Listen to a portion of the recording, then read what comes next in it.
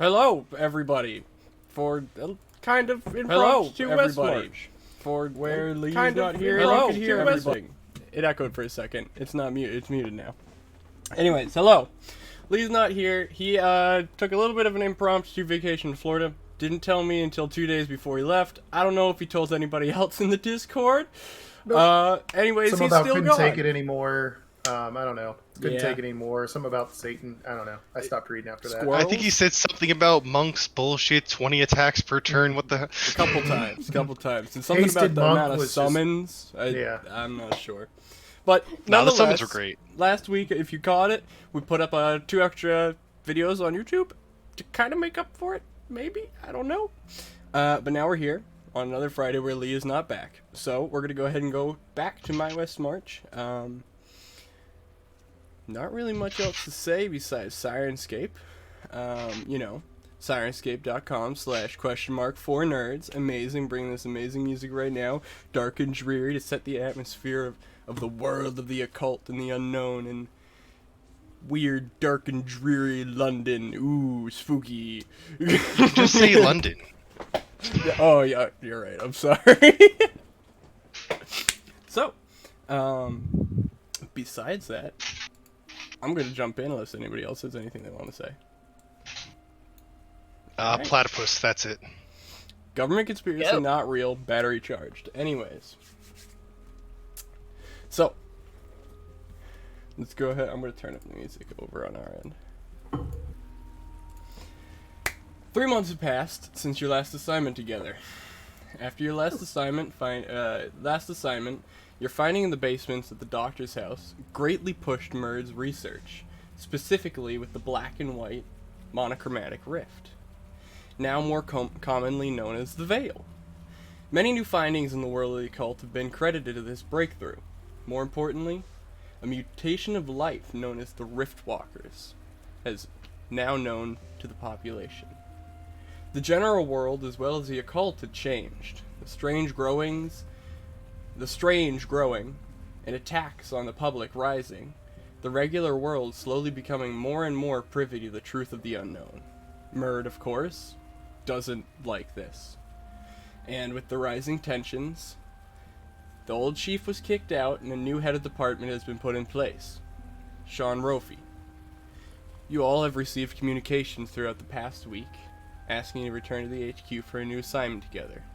All you know is your members, that you 3 will be working together. So, I think that's where we'll go ahead and step it back in. We'll go ahead and, because there's 3 of you, I will roll a d6 this time instead of a d4 to go ahead and see who walks on into the entrance first. But this time, we're going to change up a bit, okay? Who wants 1 and 2, and 3 and 4, and 5 and 6? 1 and 2. Okay, and then Kay's got 3 and 4. 3 and 4.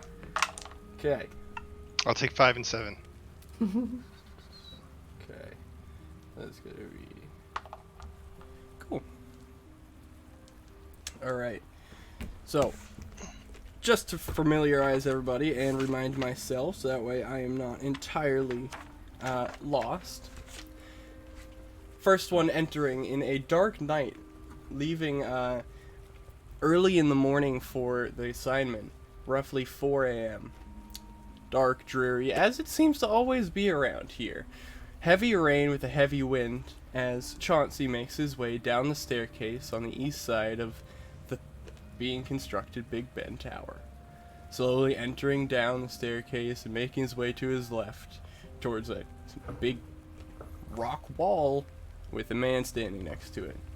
Entering the secret passphrase, the rock wall is entered and phases through as Chauncey enters into the HQ of Murd. A bustling, large office space at first sight with, looks to be a bullpen style with probably 150 people in this 100-yard long room. A lot of people doing paperwork. And you begin to make your way over to the elevator at the very, very end of the room. As you do so, slowly and shortly, behind you, follows, let's see, who was Ole? That's me. Ollie. You go ahead and just make your way into Big Ben the same way, entering your passphrase, and enter the bullpen. And as you do so, you see Chauncey just about entering the elevator as you come in, entering forward for your new assignment. If you guys would like to discuss anything or go in. Alright, Cool. Chauncey, you hear anything about this? Gotten some communications, but that's about it. They didn't find out about what I did, right? I don't know. There's a lot of stuff going down, so maybe. Is that you? Probably not. Hey, they can't blame me if they can't prove it, right? It's only Sometimes. only illegal if you get caught. It's all good. Yeah. No cop, no stop. So you guys go ahead and begin to make your way towards the chief's office, which you are familiar with, however the head now being a different person. And as you do so, you make your way to the doors, which are currently shut, and courteously, you guys sit down and wait. About 5 minutes passes, and no one else arrives at this point. It seems, however, that your third-party member might have been held up at the gate, or not arrived at this point. It's strange because Sean seems to open the door, the new head of Murd, or this chief. You see now in front of you a very well-dressed human man with jet black hair, gelled back like something out of The Sopranos. Very, very well, masculine and made cut, if you will, with a heavy silver medallion. He just kind of looks around and goes, "There's only 2 of you." Was there supposed to be more? Yeah, give me a moment. Just, wait until the 3rd comes. And he closes the door, and you hear talking in the room behind. Eloise, you go ahead and make your way down towards the stairs, and as you do so, you are met at the same rock wall with the guard. Heavy, stout human man again with dark brown hair standing there in a kind of gray overall, almost like a construction worker. And you say your password, and he goes, "No, won't do. What? Won't do. What do you mean? That's what the password is. When's last time you were here?" I mean, not that long ago. Maybe a month, a week, a few weeks, a month. I don't know. Time's weird. Well, I mean, the password's not super wrong, so you come with me. We'll get you inside. Come on. We'll get you to talk to Sean. All right. He walks Sean inside. Fuck, I probably should have wrote this down earlier. Probably haven't. What's that? We all gained 10 levels? I don't know. That's what was written down. Hey. Eloise, what was your passive perception again? 15. 15. Okay. And what about Ollie? Not great. 14. Okay. So walking towards the office through the bullpen of lots and lots of people within here and lots of noise, you notice that this guard, the security member, seems to be very high-strung with you here for some reason. Other than that, everything seems to be okay. He's not like fidgeting or like, going for a fucking weapon or a wand or something. He's just like uptight, keeping everything straight for some reason. And you continue to walk on towards the office. You both enter the elevator, and as you do so, you rise up, and Chauncey and Ollie, you see Eloise being escorted with the security member up front. Looks like she got caught. What did you do? We're on the inside. I didn't do anything. I don't know what she did. Security guard just begins to kind of push you towards the office door and pushes you directly past Eloise and Chauncey, Ollie and Chauncey on the bench to the left. And he kind of sits you down right in front of the door and raps on the door for a second and takes a couple moments, and the door opens as Sean peeks in and... Can I help you, Jonathan? You should have a look at this Eloise girl. It's she just kind of pushes you. I mean, that's kind of rude to say. I'm right here. You don't have to talk about me like I'm a child or a dog. Listen, I'm not trying to be rude. And he looks at Sean. He goes, you know, kind of like the thing. What are the gestures for? What did And you as soon say? as the gestures go off, you see Sean's face kind of change. And he's like, all right. Let's get all three of you in here. Let's go. Hello. Hello, Ollie. Oh, Hey. what did you do? I didn't do anything. They wouldn't accept my password. It took me long Oh. enough to get here because I mean, the the chainmail's very heavy. The password was anti-disestablishmentarianism. That's did you what not? I said. Are you sure? I thought I did. No, my password's just, come on guys, you both know that I can just teleport through this. We'll go So in. you guys make your way into the office, and it is very, very familiar to Antoli Banoli's old office, or whatever the fuck his name was. I always got it wrong. It was just a back and forth of Amfroli, Bagoli, Nanoli, or whatever. I think it was Boyardee, if I'm Yeah. right. So, everything in here is red. Like velvet red. Like, the floor is made out of like a dark red mahogany type of wood. The walls are now velvet lined with kind of like the dots and the, you know what I mean. Very fancy, with dark oak kind of aligning the whole thing. And there's nothing else in the room besides a desk, a chair, and a stack of paper. That's it. So he goes around to his desk and he sits down and he kind of leans back and goes, well,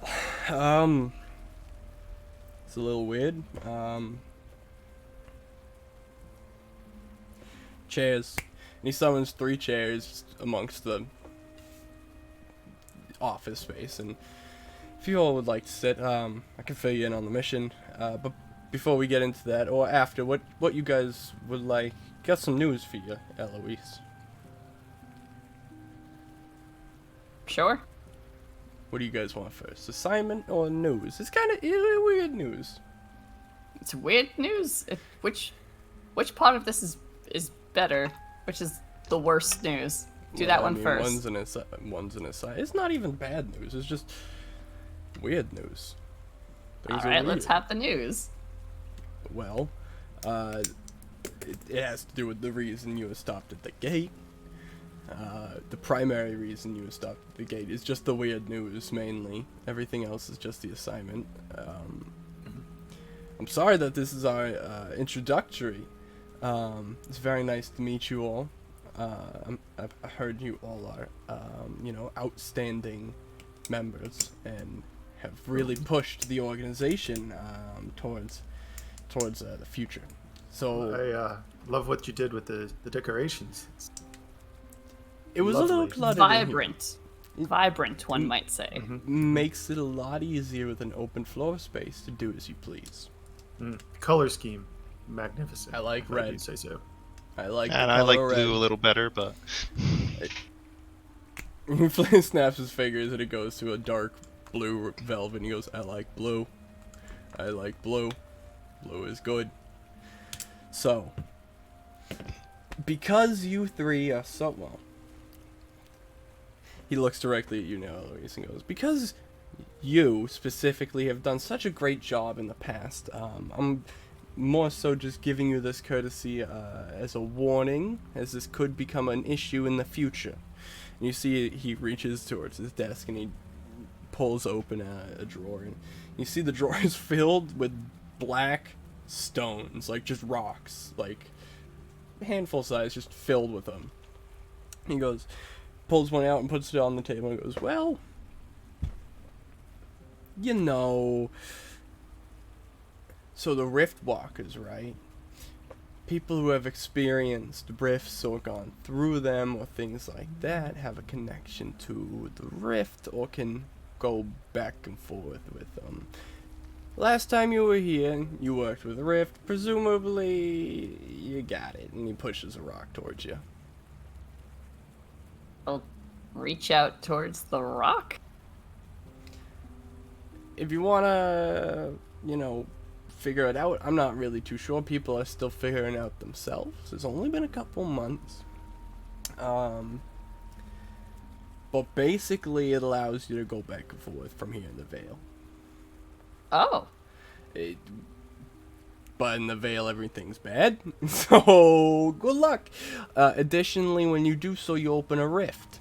So, Sure. you're a real danger to everything. Great. Everything that we stand for.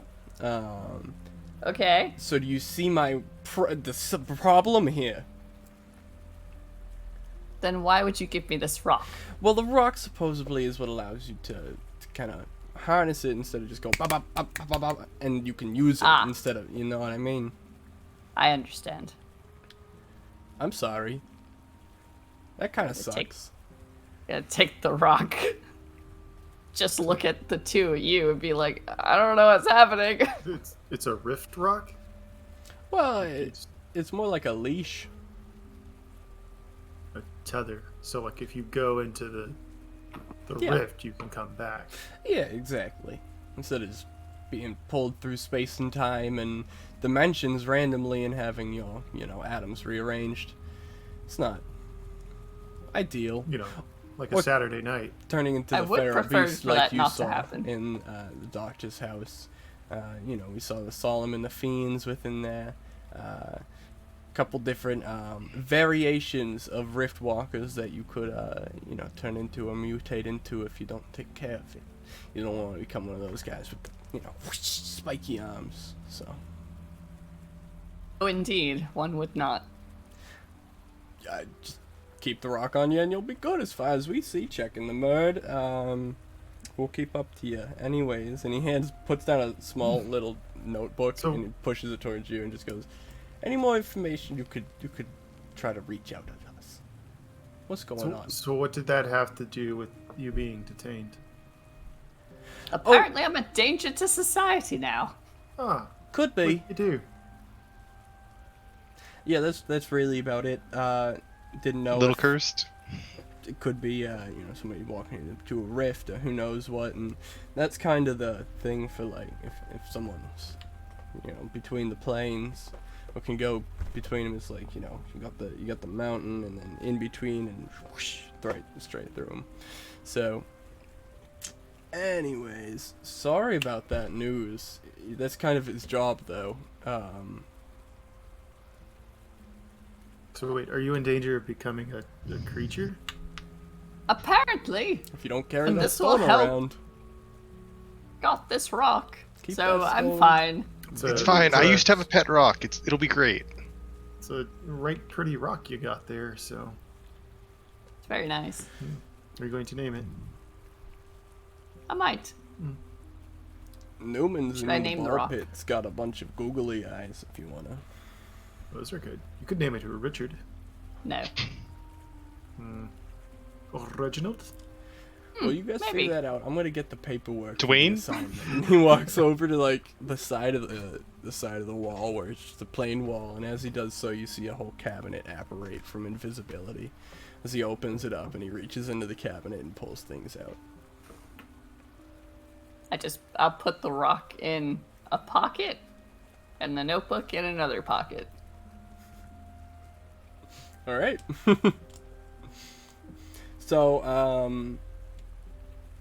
for out of game purpose, once per long rest, so you can't go and come back, you can go through the veil. So you can go into the off realm, the rift, if you will. You don't really know much about it, so you can go through it. You can take party members with you. You can take as many people as are touching you or are touching the stone. And as long as you have the stone on you, you're tethered to the primordial world, and you can always come back after that long rest. Alrighty. But that's it. As long as you don't get that stone, you could be stuck there until the next time you teleport or randomly teleport. Okay. So wait, within 24 hours we can go in and come out, or we can only go one way within You 24 can hours? only go one way within 24 hours. Can we get a couple more rocks?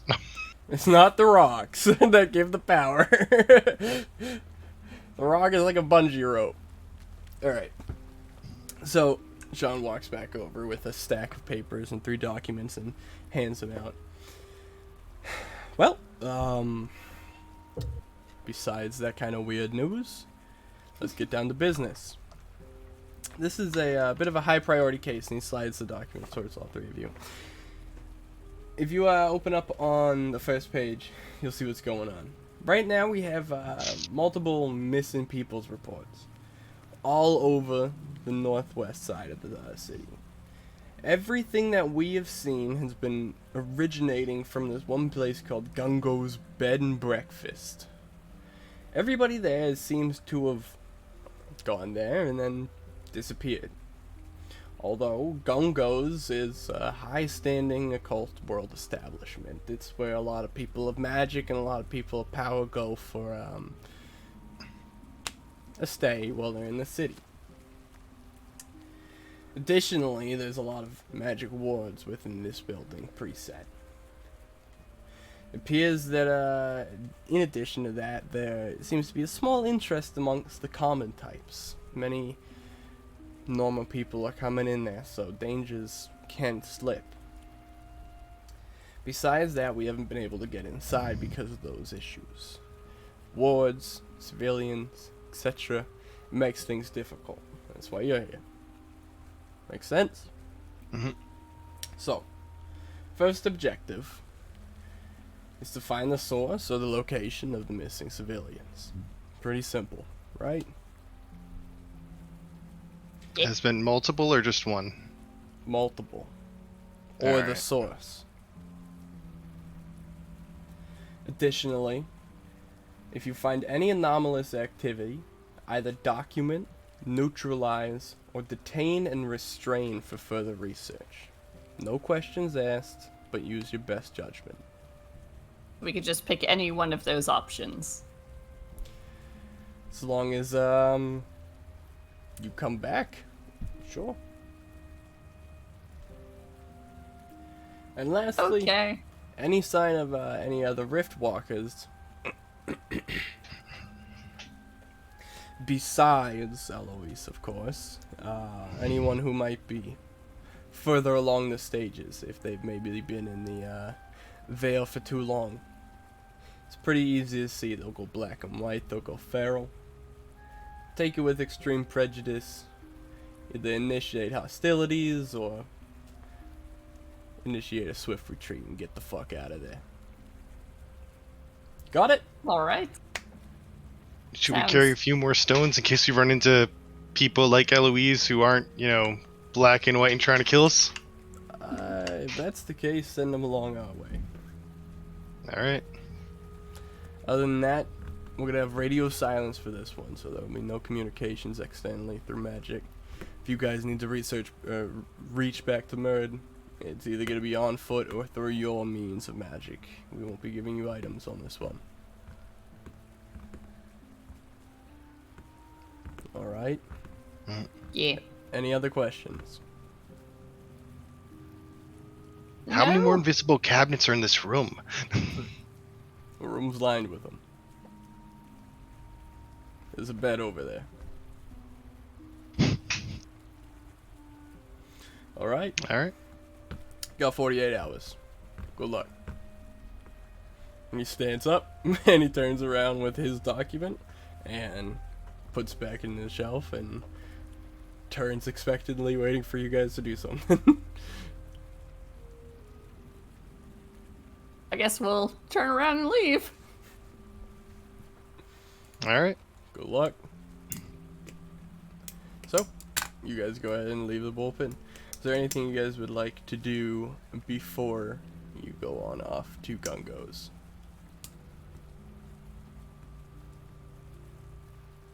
I don't think so. No? I mean, do you think stores have like "Sorry, you turned out to be a Riftwalker" cards, or I "Stay don't think that's sane on the something plane"? I don't think that's something I should be spreading around as information that's just handed out there. So I'm gonna say no. Alright, didn't think so. Fair guess. Okay. So you guys go ahead and make your way exiting the headquarters. Would you guys have a couple means of transportation here. So things have changed a bit in the world since you've last been on a mission. Like I had mentioned, the common world is becoming more and more aware, which is, whether your own opinion, not good. And because of that, being witnessed or anything like that is a very, very high, has a very high penalty right now. So you could go on foot, you could use the carriage, which has been seen to go to everywhere that has magic and things like that every now and then. You could be spotted, who knows. You could be spotted by people at Gungos. You could use teleportation to get next to it, and those would be your three options. What do you all think is best? How far is it? Like, walk versus carriage? Foot travel, 2 hours. Carriage, 20 minutes, 30 minutes. Teleport, instant. Each has varying pros and cons. Well, I can't teleport, so I can't either. we're not that far. Well, yeah, Murd has the option to just, like, Okay. pop, pop.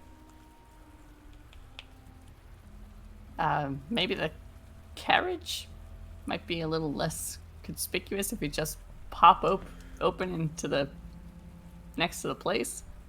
Yeah, I mean, I can always make sure we don't pass with a trace. Ha! Yeah. And you could send the carriage and teleport into the carriage, Well, that seems a bit excessive. but it Send does the seem carriage, fun. Teleport anyway. That's some protect the president bullshit. So what do you guys think? Alright, so I think it's carriage. Alright. Edge. So you guys go ahead and haul carriage from Murd this time. And make your way towards Gungos. At this point, I would like everybody please to make me perception checks as well as stealth checks. If I could have somebody as well roll a stealth check for the carriage. Alright, well, I rolled a nat 20 for perception. Yeah, so we'll do perception first. So, Chauncey, Eloise, and Ollie. 11. 8. What did you get, Ollie? I got a natural 20, so 24. Okay. And stealth? 14. 8. 6. Alright, and does somebody want to roll for the carriage? This is the make Not or break me. here. 10. Okay. How long's this carriage been on fire? Oh wait, did you do pass without a trace though? Or no? Oh, would have, but does that work for the carriage? It would. Then we can add 10 to all of that. Okay. Yeah. So Then no issues whatsoever. 24, if you use it. Okay. So no issues whatsoever in terms of being noticed. On your way there, Ollie, looking out the cart, trying to be vigilant, you see no sign of anybody whatsoever tailing you, watching you, anything like that. Everybody else, you're all kind of just hanging out, doing your thing, getting ready for the assignment to come. As you guys slowly roll up and eventually make your way to Ollie's, not Ollie's, Gungo's. Ollie, looking out the window, you do see what looks to be in the second floor, in the middle window, a big pair of eyes just go bloop and peek under. Do they look like human big, or do they look like dragon big? They look cartoonishly big. Like, not like huge. I mean, like, they look like a person's eyes if they were, like, slightly bigger. Disney. Alright. Yeah. Disney eyes. See if we can get banned. How many times can we say it? How many times can you say the forbidden mouse word? So, you guys arrive at Gungo's. Alright, I'll let everyone know. It's like I think I saw some strange eyes on the second floor in the middle. But, might be a place to look in a minute. Sure, we can start there depending on how it goes on the inside, but sure, good eye. Good eye catching the eyes. Aye. Eye. Captain. You have your lucky rock, right? Yes, my weird rock Okay. that's going to stop me from turning into whatever demonic baby thing that we fought before with spikes and whatnot. Yes, I have that rock. Nobody Oh, likes okay, the good. baby spikes in them. So what's our story going in here? We're just looking to get a room? So Yeah, we're not going in saying, hi, we're murdered investigators. What's murder? Oh, wait. yeah, I think that's definitely the best cover. Travelers from out of town. Yeah. We could be a traveling band.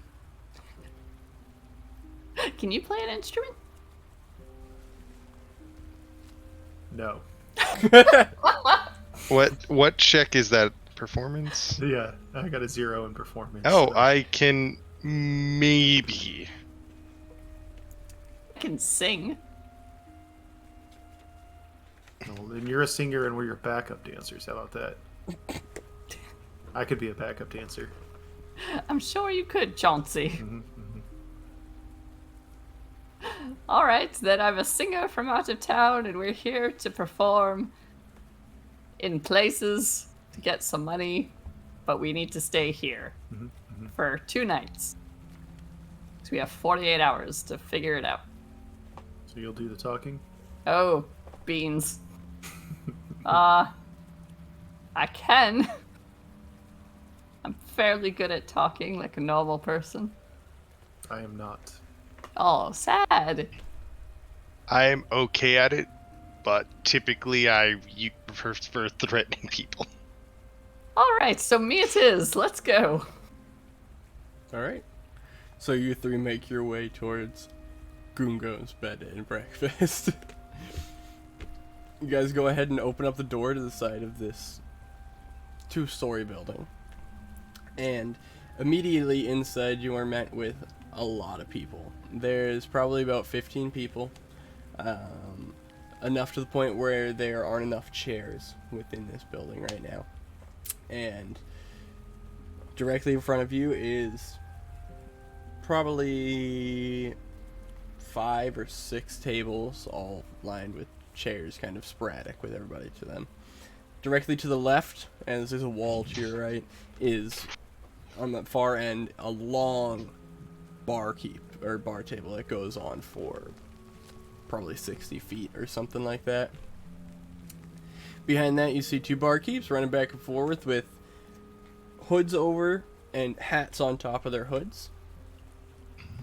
Behind the bar you see 2 doors, one to the left side, one all the way to the right side. And at the very end of the room you see a roaring fireplace with a spiral staircase to the left of it that goes upstairs. Let me change the music. Other than that, you guys enter. What would you like to do? Is there a place to like check in, or like a place to see if we could get a room in this place?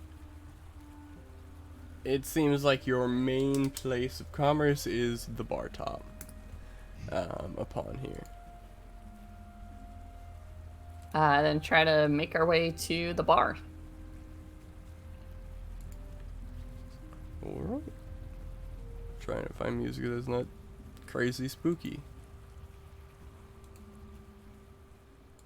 Is a spooky bar. It's a Halloween themed barn. No. definitely not it. Anyways. Man, this bar's really industrial. As I figure it out, I'll talk.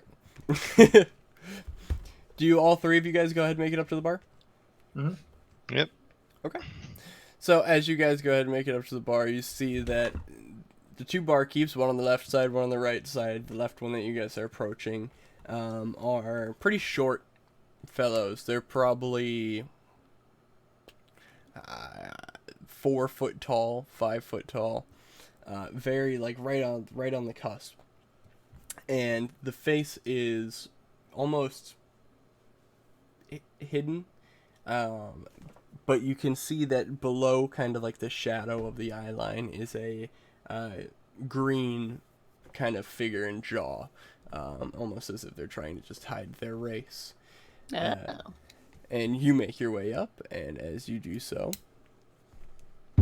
Hey, wait, what's that? Hey, yes, I have me and my 2 companions here. We're looking to get a room or 2. Do you have any available? We've got 2 rooms available exactly. Perfect. How much for both of them? For 2 nights. could I get a perception check from everybody? That would be,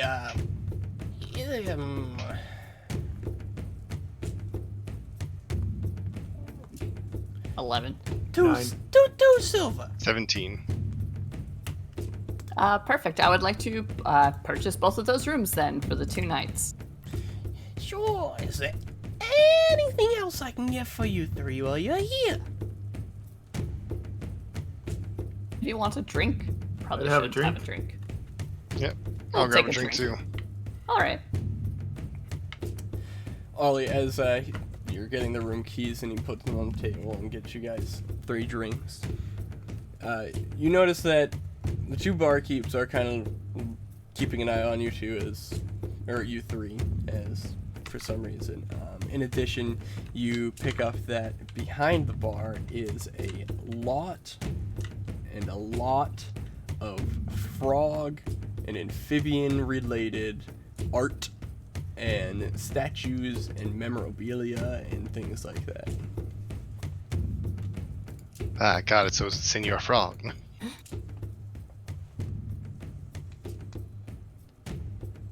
All right. So, after a couple seconds, they get you your drinks and they put them down and goes, So, what are you guys doing in Gungos? You're looking for a room. Yes, we're a traveling group. I am a singer looking for some work in here. On a bit of a tight schedule though. Don't like to stay in one place for too long. But you know, just the 3 of us here trying to make it out in the world. You know how it is. Singer. Yep. make a deception check. Okay. I'll trust that. Total of 20. Well, I'm not really the guy to talk to. I'm not Gungo. It's just who it is. I'm Boongo. Gungo runs the place. I could talk to Rungo, though. Let me go see what Rungo says. And he kind of turns to his left. Goes, Let me see if I can get you some work. Oh. scatters Oh. off to the left. Whoops. You see Might him actually have to sing here at some point. You see, We Bungo can dimension door out speaking right to now. Rungo on the side of the bar, and they're kind of looking at each other, going back and forth. And after 30 or so seconds, you see Bungo come back.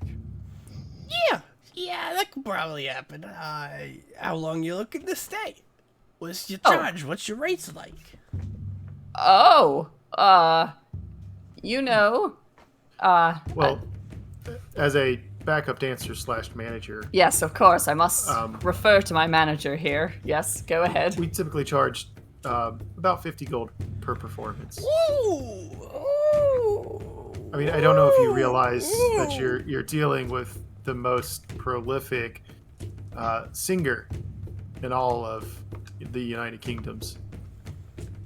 Dang. I mean, we'll see about that. How about 20 gold, flat, if you're not good. If you're good, you get the tips and we'll do 50. I mean, kind of, here's the thing, right? We have to protect the voice as well. So, don't know if we really want to perform here for only 20. Typically, an impromptu performance would have an extra surcharge as well. So, you're looking at really probably 75 for an impromptu performance. And especially in a place like this, I don't know that it's really going to be worth our efforts and or times. Make a deception check. Or persuasion check, whatever you would like. With advantage. Alright. It doesn't make a difference. They're both +0, so. Way to go, manager. Hey! Natural 20. Woo, okay. Alright, listen. Just wait. He goes over to the right. He goes. You see him as Rungo is dealing with another customer.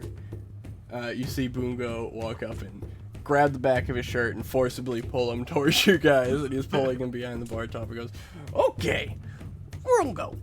They want, how much did you say? 75 gold They for want an 70. impromptu service. Apparently, she's got some angelic voice. I don't know.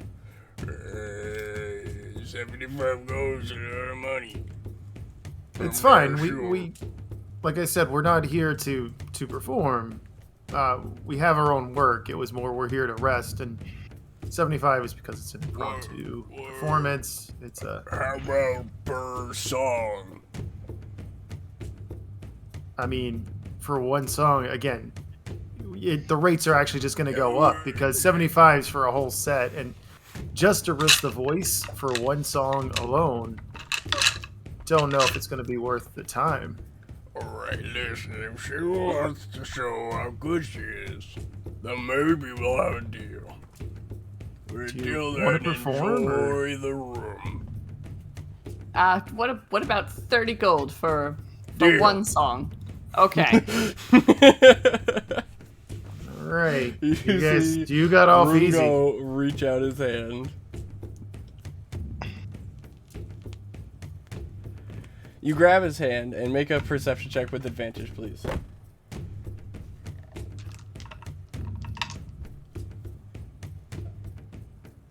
Uh, 24. Okay. So very quickly, because your intuitiveness around magic and being around it, your hands slip through the physical illusion around his body, and instead of shaking a normal-sized hand, you shake a really, really tiny hand. It's like this big. It goes like, exactly.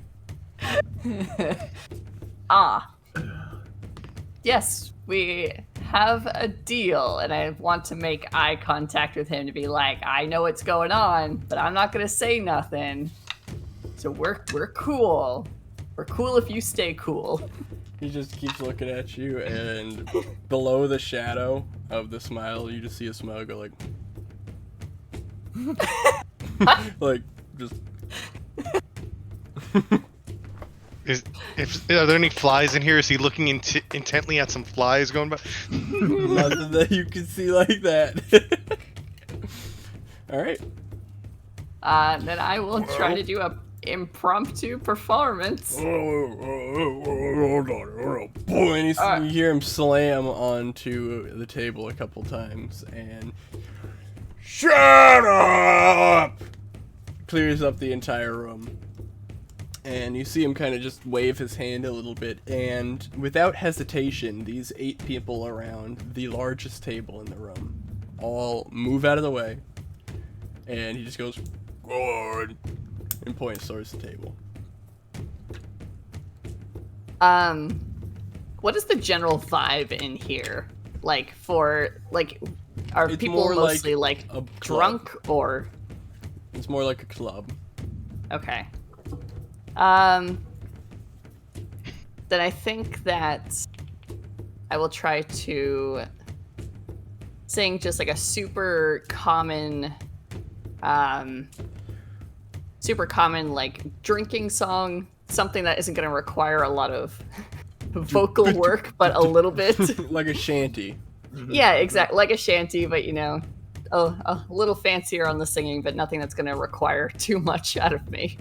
Okay. What do we do with the drunken sailors? What do you do with Drunken Sailor? I don't have any shanty music ready, and that's way too tense music. And I'm sure you don't have any shanty. I mean, maybe you do. You want to sing a shanty? Nope, absolutely not. Eloise can sing. I can't sing a lick. Chauncey would be doing acrobatics as a backup dancer, flips and twirls and stuff to help. What about Ollie? Yeah, Ollie, what you got? Ollie's a little stunned with his drink where it's like, we were supposed to keep a low profile.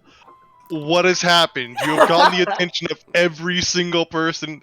Alright, I'm gonna just stay over here and try not to get even more attention. Alright, it's me and you. Alright. Performance check, you can either take advantage or you both can go for it. Performance? You want to go for it? Yeah. You said advantage, right? Mm-hmm.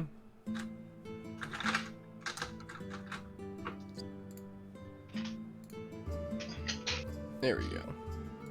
They were both 18s plus 3, so 21. God damn. Okay. You put on an excellent shanty, an excellent drinking song. You don't know where it comes. Well, I don't know where it comes from. Maybe you do. Somewhere in your history, you have learned many drinking songs, and this came up, and you performed the shit out of this. Yeah. I mean, there's no other better way to put it besides you performed the shit out of this before the group of people amongst the tavern kind of slowly get closer and closer towards you. And they kind of surround you in like a little bit of a, singy circle. No autographs, please. Thank you. Glad you enjoyed. Everybody's clapping their hands and cheering. Once I see it going well, I'll be like the guy going around with the hat for like tips. One guy's like, "Look at that backflip!" As Sean's like doing crazy stuff. Doing some Everything's jigs. Great. You guys make about a gold and 7 silver in tips. Nothing crazy. After it settles down after your one song, everything parts and Rungo kind of saunters over and that was worth that, but maybe how about 40 for rest of performance?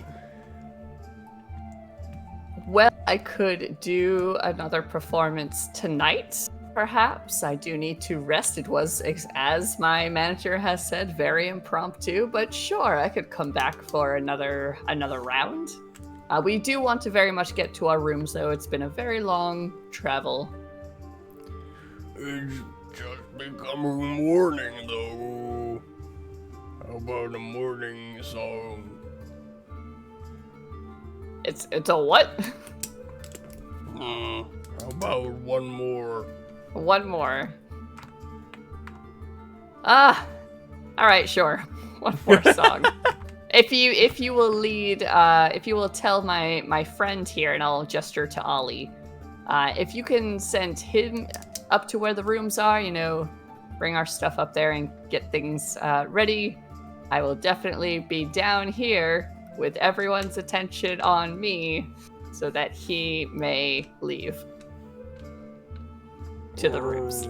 Not suspicious. Alright. He turns and he puts his shoulder on Ollie and goes, "Anyone else?" and starts to walk before anybody can respond. This is like pulling Ollie. Okay, I'm going over here. Pulls you up the stairs. Investigating. Yep, that's what I put points into. Chauncey, are you staying downstairs? Yes. Okay. What? I'm staying with you Oh, yeah. downstairs. Alright. So, As Ollie kind of gets pulled away, everybody with their past perception, surprisingly enough, notices that in the back room, there seems to be, as Ollie's being pulled towards the staircase to the end of the large room. Two figures come running down the staircase right before Ollie gets there, and these two run directly into the back behind the bar instead. Both of these individuals were wearing the same getup as everybody else, or all the employees, as Bungo and Rumgo. Same hood and hat. So Ollie goes ahead and is led upstairs afterwards and makes sure. I will ask him as those two both by. Is there a problem or something? Oh, Dungo and Dungo like to go crazy. All right, fun place. Let's go. No, the employees are just a little crazy. Okay. Can I get an insight check? That's insight, so that's 14 plus probably 0. Oh wait, no, plus 4. Yeah, 18. Okay.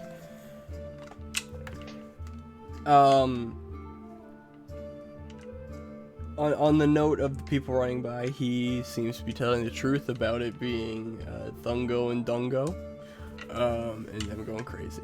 But as you make your way up the stairs, you can see visibly he becomes more tense as he reaches down and goes for the extra keys, and you see that he pulls out a large set of keys.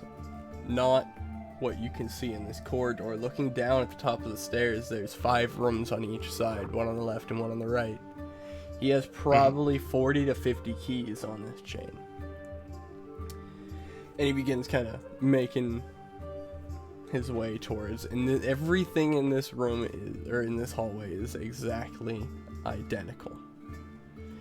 Other than that, he seems to be pent up, and he walks you all the way to the end, and it seems to be the 2 end rooms on the left and the right are the empty ones. And he opens it up and says, Well, you got 2. You're 1. You pick 1. Alright. So we got 2 rooms, so this is one of them. Which one's the other? 1. It's just on the left and the right, both rooms. Are they adjoining End of or? the hallway. So at the end of the hallway, there's one, like, if you're looking at it, there's one on this side, there's one on this side. Okay. Doors are All right. facing each other.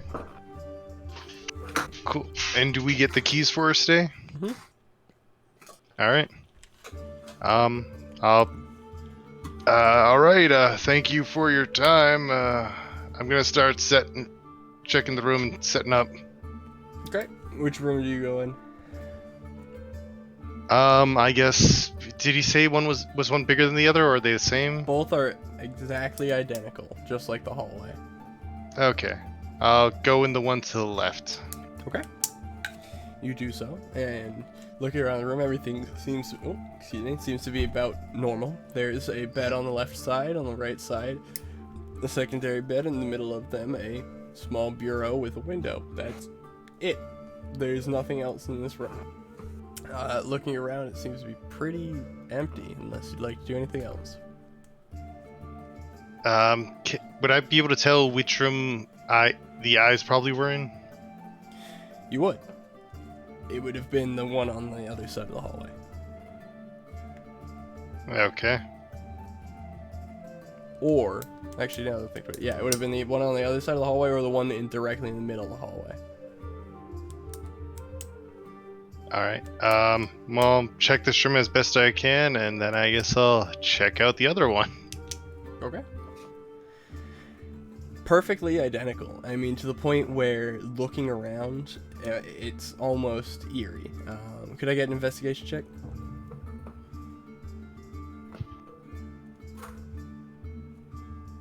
It's a 1. So unfortunately, the only thing you notice is that between the 2 of these rooms, there is a lot of dust. Are there any footprints in the dust, or? Not that you can see now. Alright. I'll start trying to like move stuff, make sure nothing's like just an illusion. Okay. You start moving around and playing around with the room. Everything else seems to be fine, despite the eerie attitude.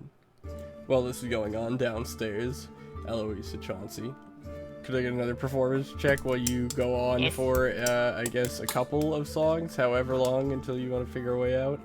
I'll do like 2 more shanties or Irish drinking songs. Alright. That would be a natural 20. Got a 20 and a 1. I did get a 20 and a 1. Okay, so you do it again. I mean, you completely astonish the crowd at this point, where Chauncey is in it, he's in the groove, he's kicking ass, breakdancing, you're singing, everybody is enjoying the time. Stomping back up and down the tables, kicking drinks, and you know what I mean, like a scene out of a show. Like it's a little too good to the point where they're starting to like mosh pit, and I'm like, Yeah. all right, this is good. Everyone's We're gonna like- wrap this up. Everybody's a little confused at the level of performance that is being shown at this place. You know what I mean? Yeah. It's a little bit of a surprise to most. But To all, eventually really. you go ahead and end your set. You do 2 or 3 more songs, or however many you feel necessary, and you get a little bit more gold. This time, everybody's a little bit more plentiful, and you get about 11 gold. Hey, they're too drunk to understand what's happening. Pretty much. So at this point, about 30 minutes have passed since you guys have entered. 15 minutes have passed since Ollie went upstairs. It's probably about 5:30 a.m. So the sun is now coming up. Yep. We will, once things get rowdy and we get our money, we will quickly say goodnight and then head up to the rooms. Okay. You two go ahead and head up to your rooms, and you find Ollie kind of pacing back and forth between the 2 rooms, trying to figure out if there's a discrepancy between the 2 of them. Did you find anything? The room's dusty, they look the exact same, and it's just weird. Well, why don't you go in one, and one of us will go in the other, and one will stay outside and see if anything horrendous happens. I feel like you could have worded this more persuasively. Nope, I'm done. I just had a whole lot of drinks thrown in my direction. It was all in good fun. We're very excited, maybe a little too excited. Yeah, I didn't know you could sing like that. Well, maybe it's a special gift of being a horrible monstrosity on the inside. Eventually, it will just consume me, and someone will have to kill me. Chauncey, with your passive perception, you notice as you guys are standing at the end of the hallway with the 2 doors between you guys, the very end of the hallway by the staircase, you see a little hood, no hat, little hood, and a set of bright, large eyes. And as you kind of lock eyes with it, it closes and is gone. Would I have had time to do Pass Without a Trace? Or no, sorry, Hunter's Mark.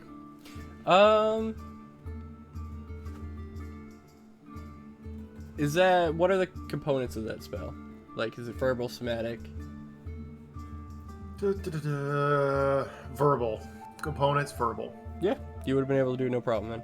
And it is done in a bonus action. Yeah. It is when casting time is a bonus action, so. Yeah, you would have been able to do it. So you throw out Hunter's Mark as the eyes kind of disappear, and you have a lock on it. The creature or whatever it is that you have locked onto is directly on those stairs. Just chilling there. Just chilling. I also want to then, if I could, detect a portal. Oh. Okay, go ahead. Do so. It takes an action, so 6 Is seconds. there any other thing that it comes with that? Okay. Just, it's one of my feats as Yeah. a shadow touch. I Oh, think. yeah, yep.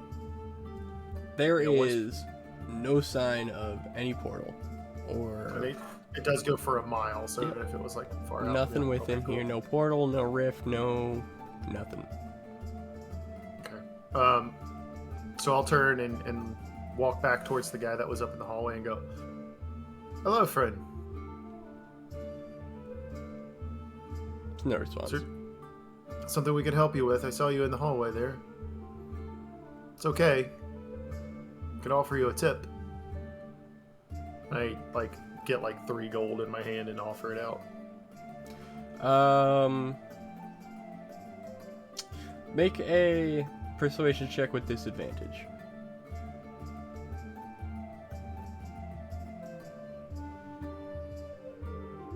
18. An 18 and a 19. You see no figure or face. You see around the corner an arm slowly stretch out around it, and in the hand of it is a hand mirror. And they're using the mirror to peek around the corner at you, so all you can see is this hood over the top of it. And it's just kind of looking at you. No response past that. It's okay. I don't hurt. I don't bite. My name's Chauncey. What's your name? She sings very nice. She sings good. You hear it echo throughout the hallway. I shoot it. No. No. Well, Eloise is the most prolific singer in all of the United Kingdoms, so... Yes, I see. It's true. The mirror gets pulled back, and you hear a bit of a clanging on the wall, or as if something dropped on the other side. I would go around the corner to see if I could see the clanging.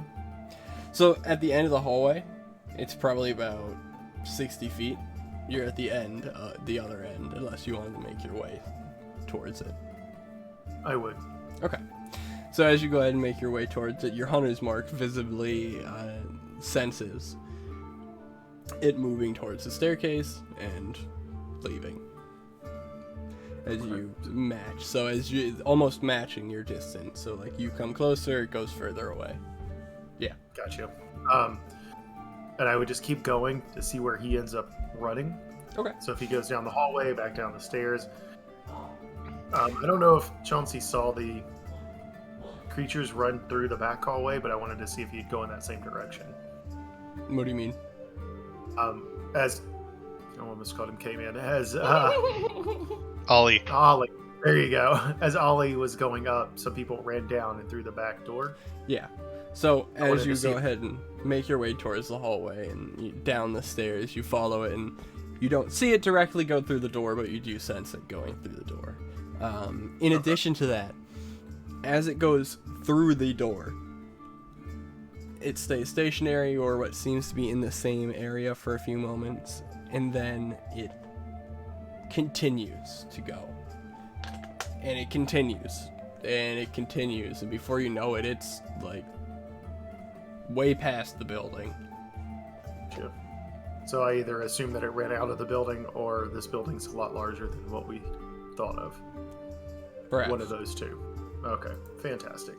I will go back up and relay that information. Okay. You do so. I'll also relay, So- that makes sense. The guy had a lot more keys than necessary for a building this size. Well, much like popular culture, it's bigger on the inside, so... Just popular culture in general. Well, I can't name drop certain flying physicians. That's the one that you're concerned about? Yes. You don't want them to be mad at you? No, I love them too much. I don't care if the mouse gets mad. But those folks, I respect them. Apparently, because I have no idea what you're talking about. Neither do I. Blue box Blue box. flying around. Yeah, Flying physician. Okay. Traveling Okay. physician. There it is. I was thinking more of Oh, okay. the gnomes that make the cookies. You know? Oh, Those yeah, man, guys is- I'm not gonna mess with them. Keebler elves are serious business. Yeah, the Keebler elves. So you go ahead and you make your way back. The Keebler family. Get 'em, boys! I'll make that should be a one shot. Okay. Well, Alright. that was like good find. Well done. That's what I do. Which direction did you run? That way. Cool. Do I know the general direction? East, west, It would be west. west, Far away. Well, actually north, sorry. northwest. Pretty far. Close enough. Was it away from or towards all rooms? Away from. Away from. Unless it circles. But seemed to be away from. He went through the back door and ran for quite a bit. I want to go into one of our rooms, and are there windows in here? One window per room. Can I open the window? You go ahead and go towards the window and attempt to open it, and there is no latch. So it's just a window, I can't actually open it. It looks like it should be opened, or openable, but there is no, like, way to open it. And I can, what do I see outside? Do I just see like the street and other buildings? Well, which window are you in? Left or right side? I'll do the right side. Okay. So looking at the right side, you see directly outside of the building, down and out towards the street and towards the walkway where you had walked up before, presumably where the eyes had been, that Ollie had seen. In the other window, it is, as you kind of come up and look at it, it's strange. Looking through it, everything seems a little foggy. Could I get a Arcana check? If anybody else wants to try to help, they can. I would have. You can either assist or roll yourself. Right. I assist. Total of 19. Okay. So you kind of look at this window for a moment and you're perplexed and confused by what's going on. And it takes a moment for your mind to kind of break through the ward and the illusion that's there. But after you do so, looking through this window before what looks to be a backyard or something of that, a back courtyard with the grass, disappears quickly as the illusion fades to an immediate wooden wall on the other side of this window. And this is in the left room, correct? Correct. I point at the window. It's fake. There's a wall on the other side, so there might be like a secret passageway in here or something. Try all the things. There might be a false panel. I could just break it. Well, we don't need to go through. You don't know what you're punching into on the other side. I have arrows for that. Well, yeah, but that's through the window. There might be just an easy trapdoor or something that can lead us direct. If you would like to shoot an arrow at it, go ahead. I shoot an arrow at it. Wait, but there is glass though, right? Oh yeah, by the way, the window doesn't open, so I guess you're just gonna shatter it. Okay. Okay. It's not real. Shoots it, shatters. So you you said it shoot- wasn't real. You shoot the window. The arrow sticks into the wood. Nothing crazy. Go straight through the illusion. It looks as if the arrow pierced perfectly through the glass if you focus enough to see the illusion. Oh, so the glass is an illusion too. Gotcha. It's just a wall. Good job. That's what I figured. It's all part of the plan. Sure it is. Yep, definitely. So, I gotta take my arrow out of the wall. You do so. I mean, is it all like one piece, or are there any like parts we could try and like move without smashing the whole thing open? Make an investigation check with advantage. Because all three of you are right there, just kind of looking at it. I do have, if you guys remember from previous times, I can go ethereal and just kind of walk through the wall if we need. Okay. No, I We got don't 18. know what's on the other side, so let's wait until we find if there's a trapdoor, fantastic. If not, you can just slip on through. Okie I got an 18. 18. There doesn't appear to be any way to like pull it or pry it open or like any latch or anything like that. But looking closely between the wood, there is enough visibility between the boards where you can see between them. And what do my elven eyes see? Darkness. But I can see in the dark. But it's pitch dark back there. There's no light.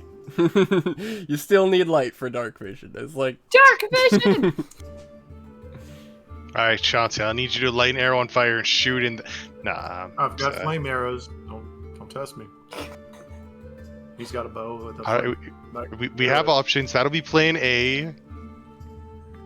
Maybe we come up with a plan B. Well, again, I can just walk through the wall. Oh, right. If you want to try that, it is very dark in there. I can't even see, and I'm usually good at seeing in dark. Well, the way it works is I basically go into a different plane and everything just kind of turns gray anyway, so...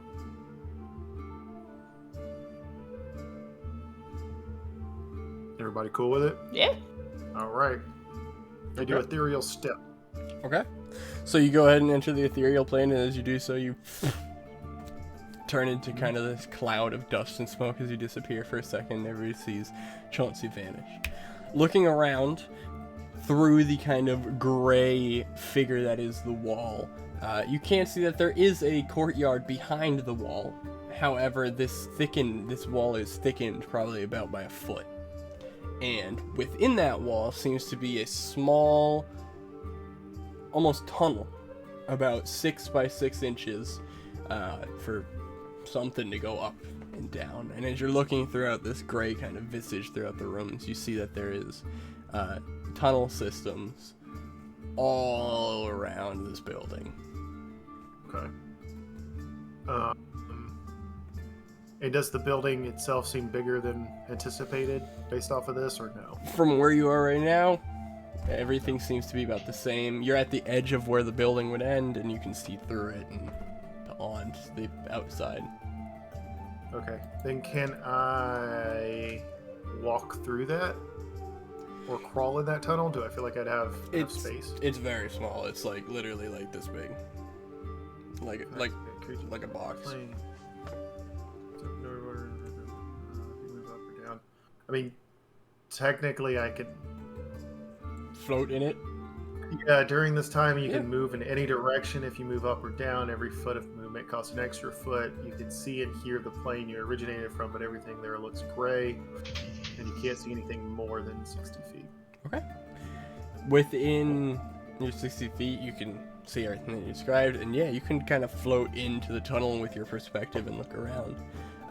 It's, like I said, it is a long tunnel. It goes down in this entire hallway along this with kind of little peek holes in each room, visible, able to look in, hidden throughout the illusions.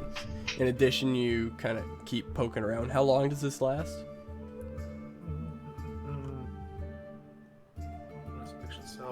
Duration 8 hours. Okay, so you're chilling. Yeah, it's technically a 7th level spell that I get for basically free. You're poking around and you're doing so, and you see that the tunnel system checks out. There are peek holes in every room in here, and that the floor additionally has another tunnel system, but is wider. So the floor almost has like a false gap. It's about 1.5 feet deep. Okay. And in each room, there appears to be some sort of mechanism behind or underneath every floor. It doesn't seem noticeable. It's not visible within the primordial realm. You can't, there's no visible notice of it. In addition, the tunnels go all the way down into the downstairs room, and all of these exits come into the back room of the bar. There's probably 8 or 9 little holes in the floor of this, back room kitchen that all lead to different tunnels. You want to keep poking around? Really, I'd want to check out that courtyard just to see if there was anything in there, because I know there's missing people, so I want to see if we could see any signs of those people. Yeah, you do so. And you float towards the courtyard in the back room, and there's no actual, like, door going to the back. It just seems to be the back of the building. Behind it, you find what seems to be a well, and in your astral or whatever plane, you see just a huge hole going down, presumably the well hole, but other than that, nothing crazy. No signs of actual people or anything like that? Nope. Okay. Then I'll come back to the room and drop the spell. Okay. You do so. And explain everything that I just found. Well, I guess that explains why those very short individuals behind the bar keep running back and forth between them. Where do you think they might be, these people? The actual people? Yeah. May already be too late for them. Oh, well then what would be the point of us even going on this quest? Probably to make sure other people don't go disappearing. That's also fair. Was there like a lair or something? Something Well, that seemed very lair-esque? There was a well hole. I don't like the way you worded that, but good to note.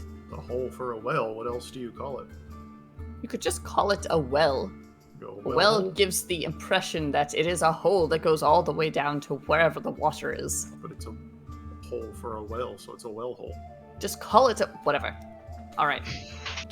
Would you be able to lead us there if we got to the other side of this wall? Yeah, we'd have to get through there, but the hole on the other side of this wall is extremely tiny, so unless anybody has, like, shrinking magic. I am going to say no, but let me double check. I definitely don't. I mean, I could teleport me and one other person over there, but I can't do two. I mean, it's pretty long, too. I mean, I've got a good Misty Step, but that's probably not going to be enough space. I'm checking. There's so many ding-dang spells. I mean, you could just go into the other realm, go through there, then tomorrow come back out of the... A whole 24 hours. No. I'm just saying it's an option. Well, if we knew of an object that somebody had, we'd try to locate that, but... Nah. Wait, was that thing... That thing was a... What'd you talk to it about? The creature? It was a fan of Eloise, right? Maybe you could get it an autograph and see where it goes with it? Well, we do have... Yeah, okay, yeah. So, who's good at drawing? Draw a picture of me. And I'll sign it and give it to him. Or I could just give a piece of paper, I suppose. Nope, Yeah. You drew a stick figure of me, I is did. what you did. I did. Oh, I It's a just smiley drew the dot, dot, umbrella. smile. Alright, I will just take a piece of paper, I will sign it, and give it to him. Which one should I give it to? The very gruff-looking man, or the one in the beginning that we talked to? I don't remember their names, I'm not even going to try. Well, Rungo and Bungo. Something like that. But I don't remember the little guy's name that I saw in the hallway.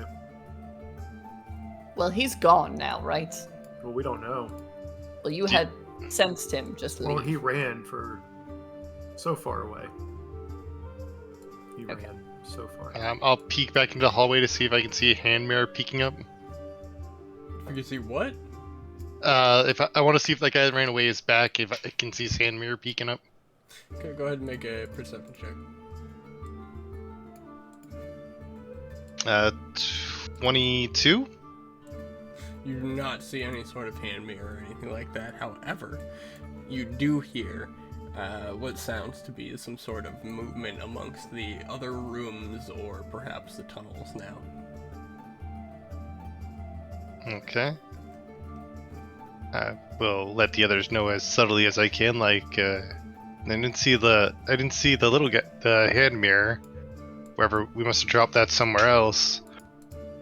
But I did I thought I heard something. There might be rats in the walls.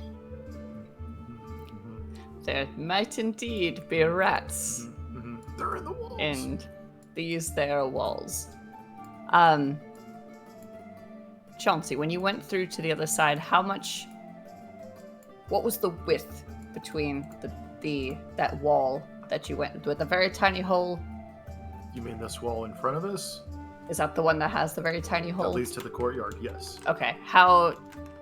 What was the width of how thick was the wall? How thick was the wall, DM? It's probably about a foot.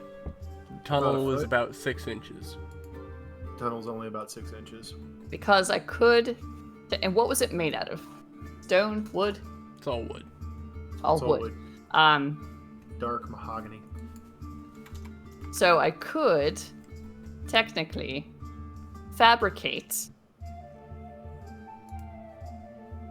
a 10-foot cube or 8 connected 5-foot cubes into something else. So I could fabricate that wall into like a wooden tunnel for us. Well, the tunnel itself is pretty long, so I don't know if... That's what I was asking. 8 by... Oh, so how long was the tunnel? You said it was relatively long. It's the tunnel is long. Like the opening for the tunnel is like 6 cubic inches. The length of the tunnel, undeterminable. Okay, never Right, mind. So it's going to be a lot longer than... We could just make a door to get through the wall to the other side. Did we find out in... yeah. Then we could get in the backyard, but I don't know what we want to do. Actually, we could make a doorway through the window, and theoretically, if the illusion stays up, visible door.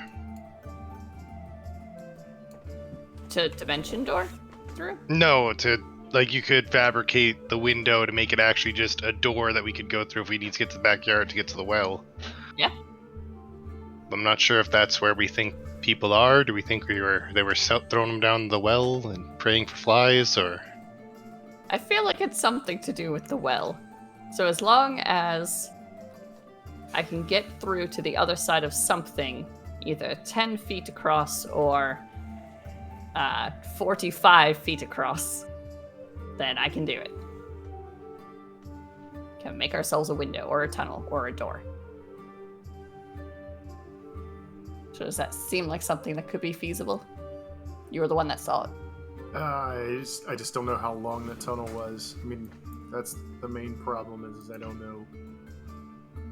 Well, I don't think we were trying to go through the tunnel. I think we were trying to go through the wall to get to the backyard.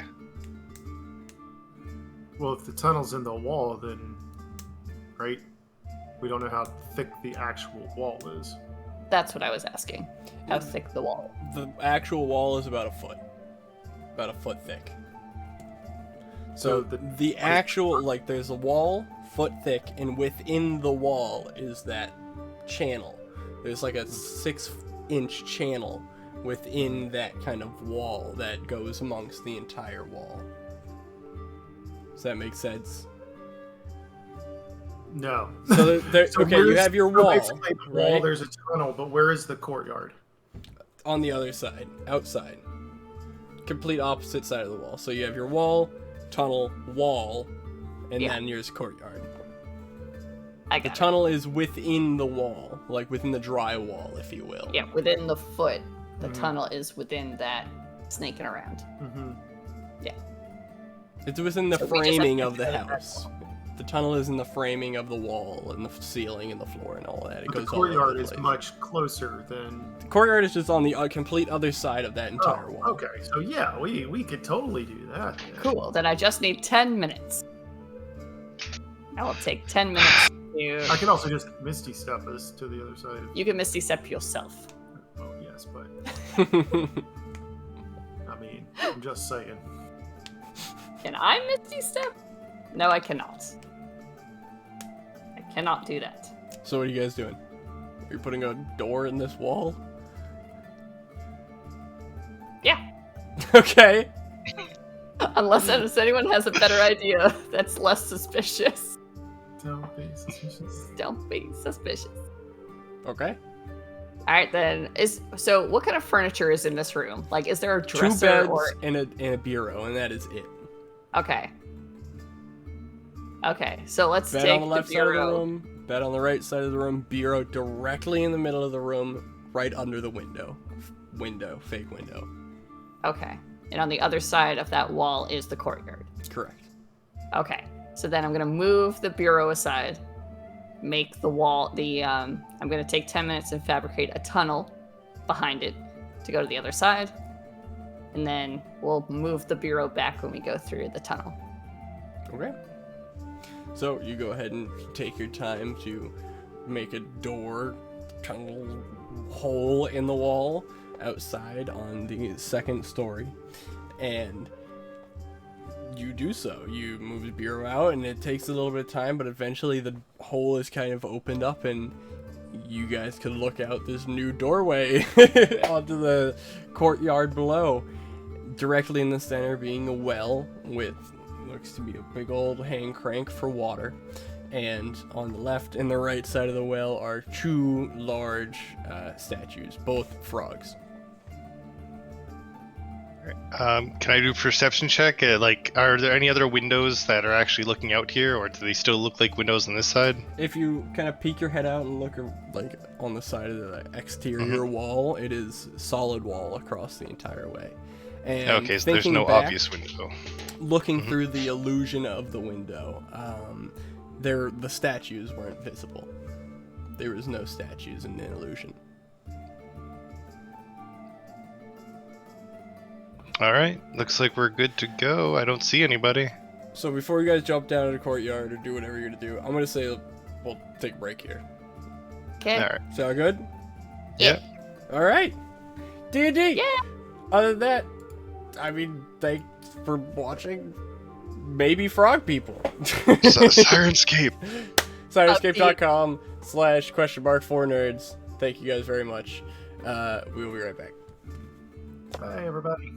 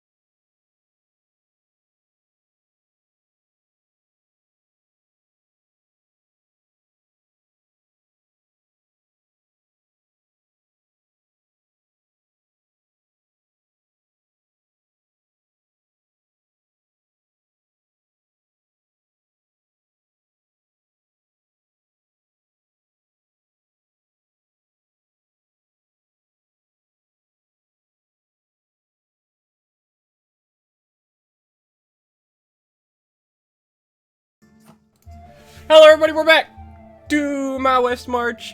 Doesn't really have a name, but it kind of does. Witnesses Between the Veil. Thank you very much for watching again. Also, thank you Syrinscape for supporting us and being awesome. Other than that, we're gonna go ahead and jump right back into it. Everybody, John C., Eloise, and Ollie now sitting in the, I believe, left side room. Yes, left side room. Perplexed by the illusory wall and the tunnel within, have now created their own door, I guess, hole, threshold, going outside into the back courtyard where there is the well, as well as two statues that were not visible before. So, we go ahead and pick it back up. Tunnel! Through the tunnel we go. Down the rabbit hole. Wait, check out the statues! Look at them! I'm gonna look at one. I'll look at the other. I will look on in horror.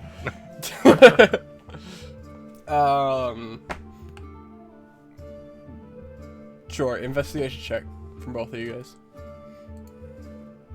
25. Wow.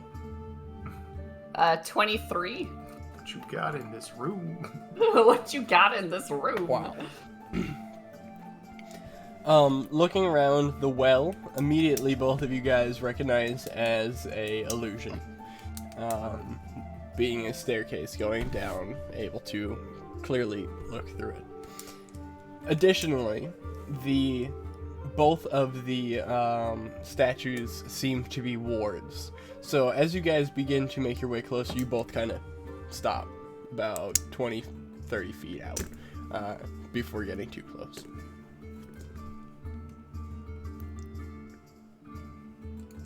Also, I can't stop the music. Well, don't stop the music. Stop. We can't sing. What is going on?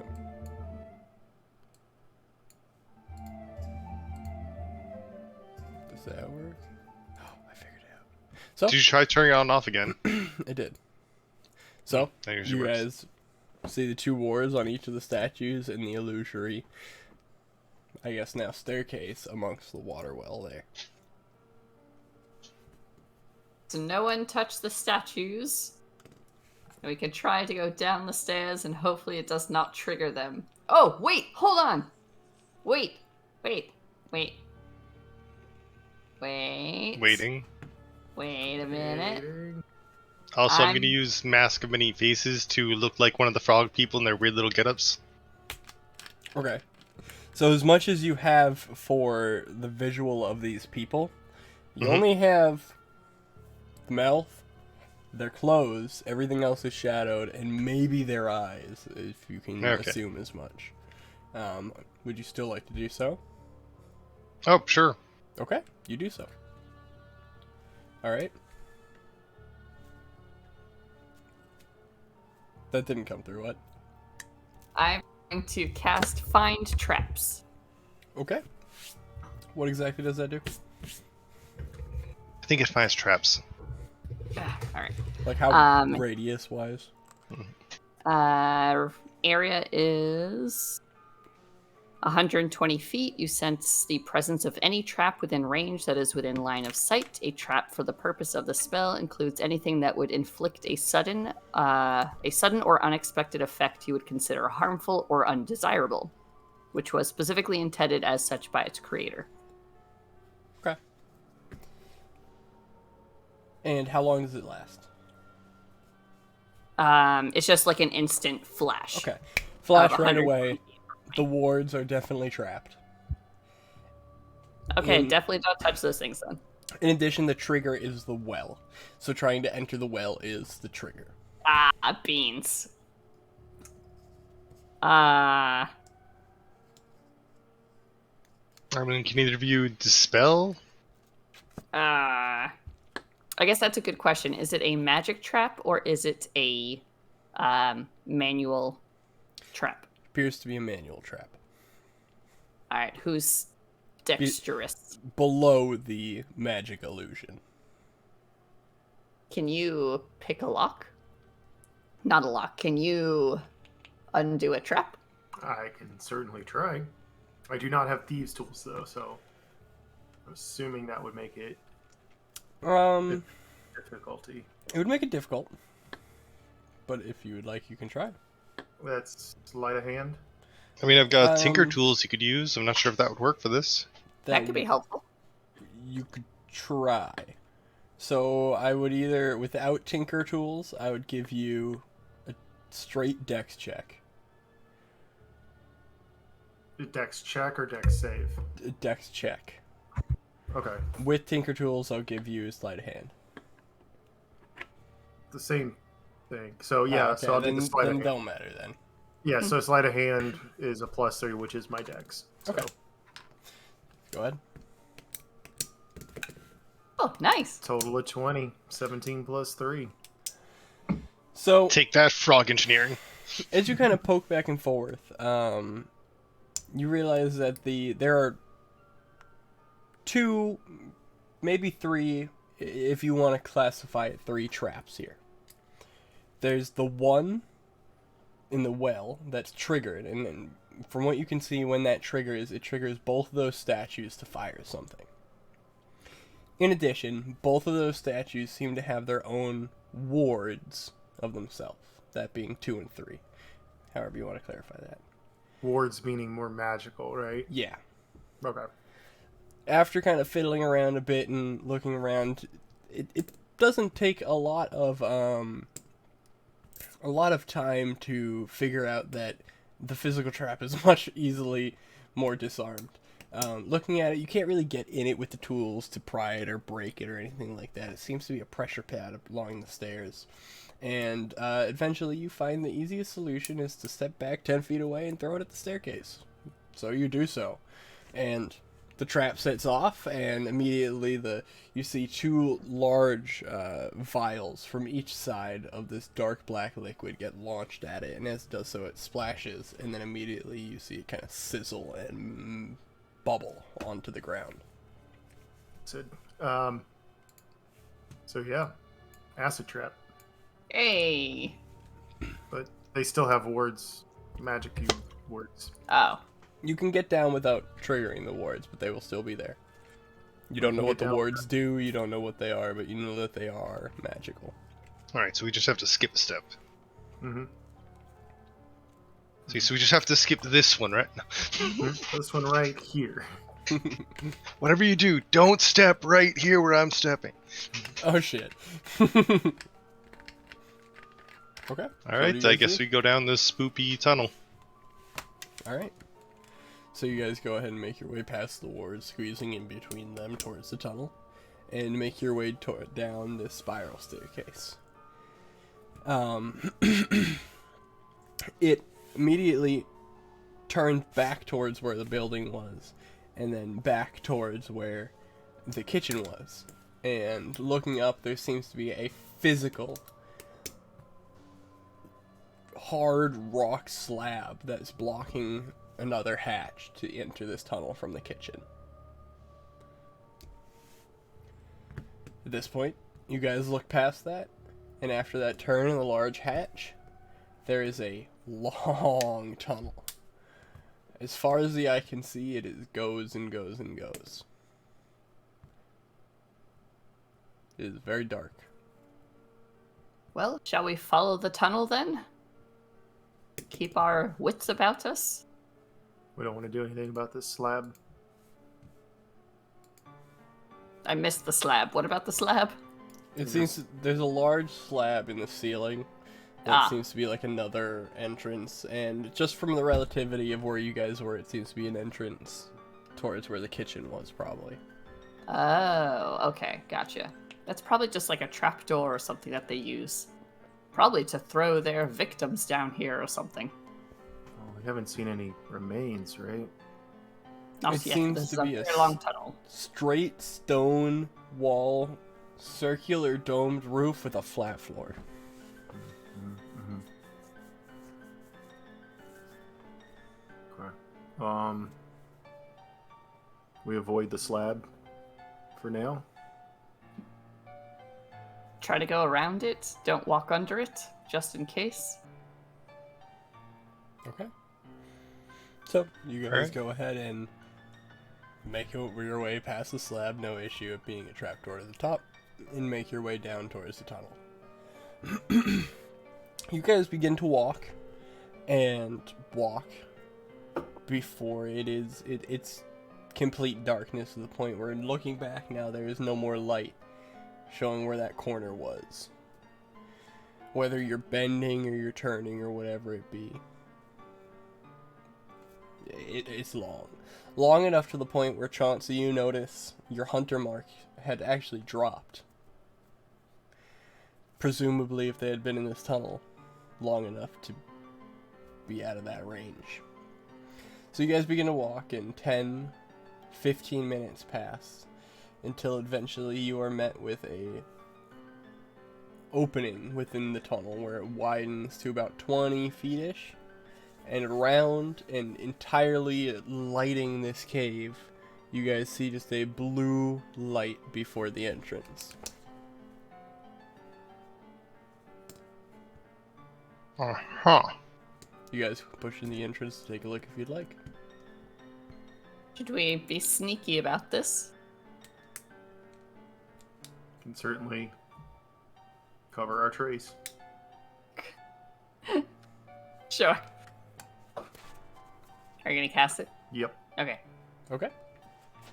You do so. Onward. Being go ahead. sneaky. Go ahead and get a stealth check for everybody at that point then. Everybody pass without a trace. It's up. So 30. Fuck me. 14. Oof. Plus the 10? 12.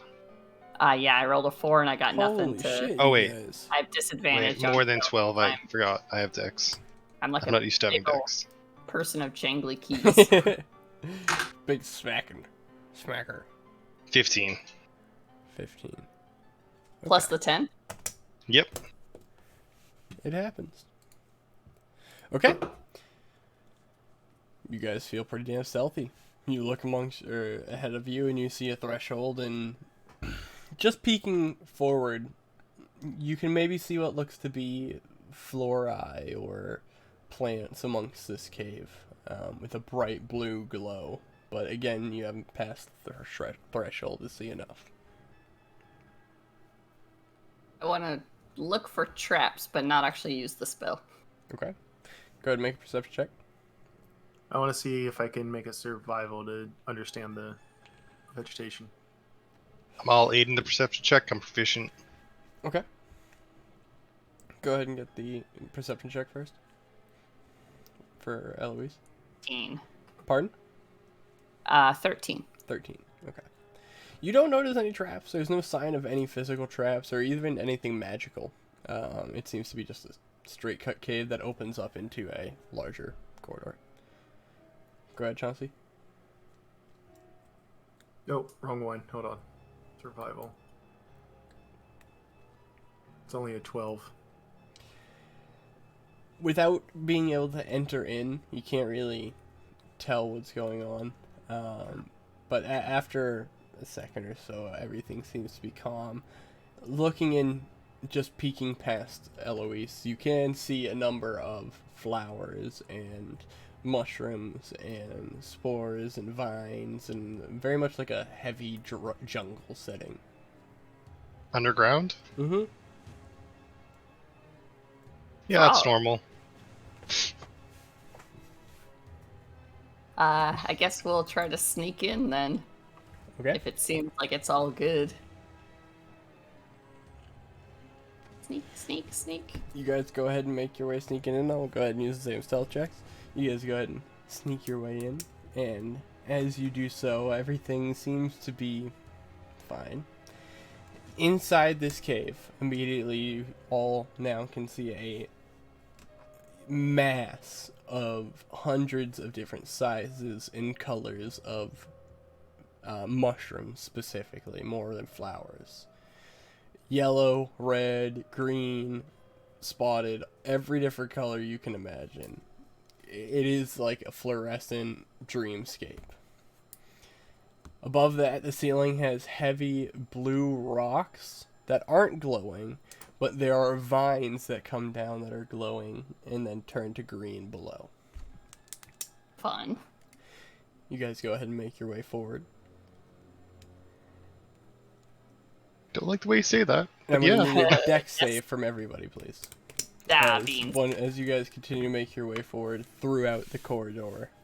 What make save? Already passed. Dex save. Okay. To I heard death save. I assumed I was wrong. Cool. 10. 16. 10, 16, okay. Nat 20. Nat So 20. 23. 23. Okay. So, both Chauncey and Ollie notice as you guys are making your way, almost at the end of this kind of chunk, where you see now a staircase going down.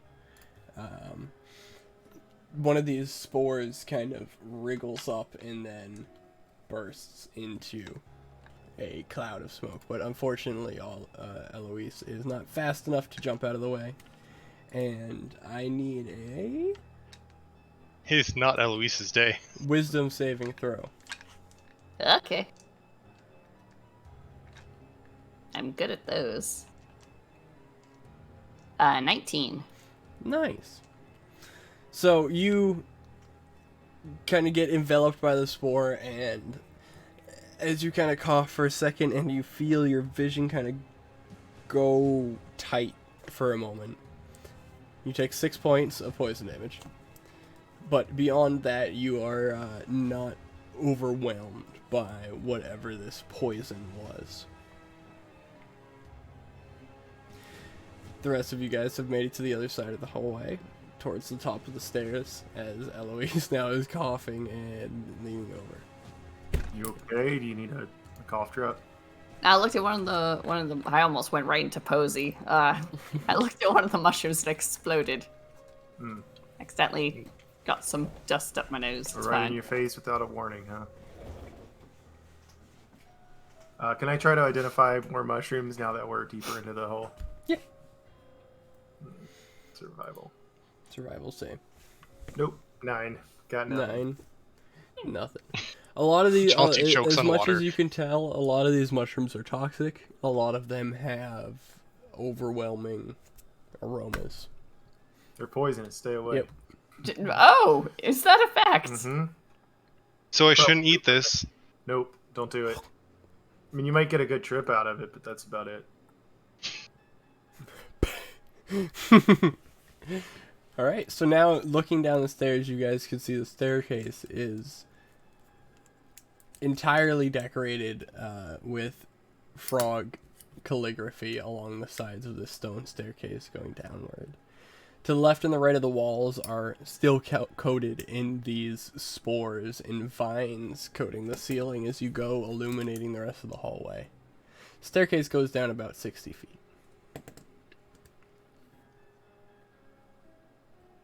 Do y'all think?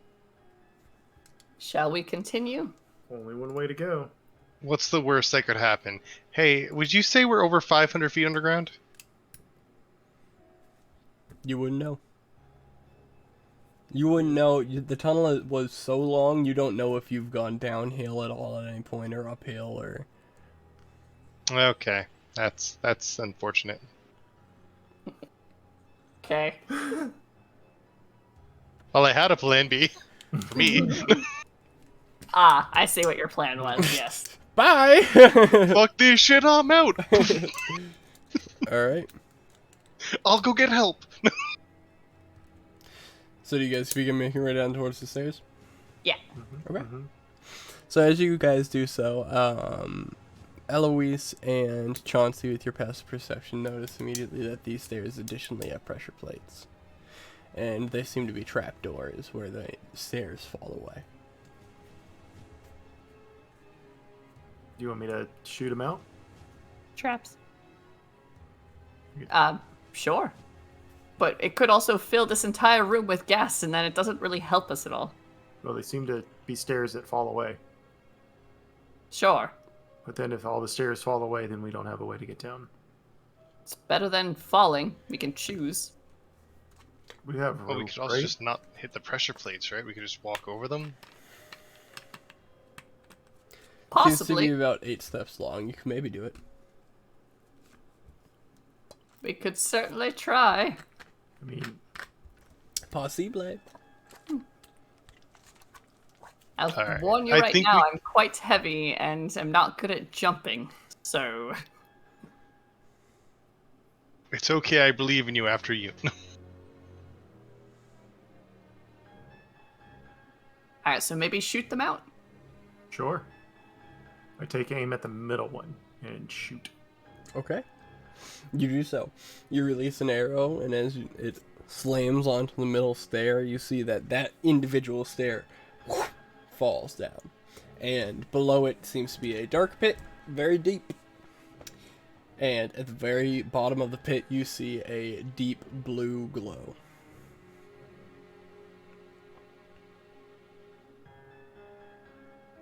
To your human eye see. A deep blue glow. Ah. Could be Everybody water, can see that. Oh, okay. could It's be visual. mushrooms. From this angle, you can just see the glow kind of coming up the wall of the shaft of that kind of hole that it created.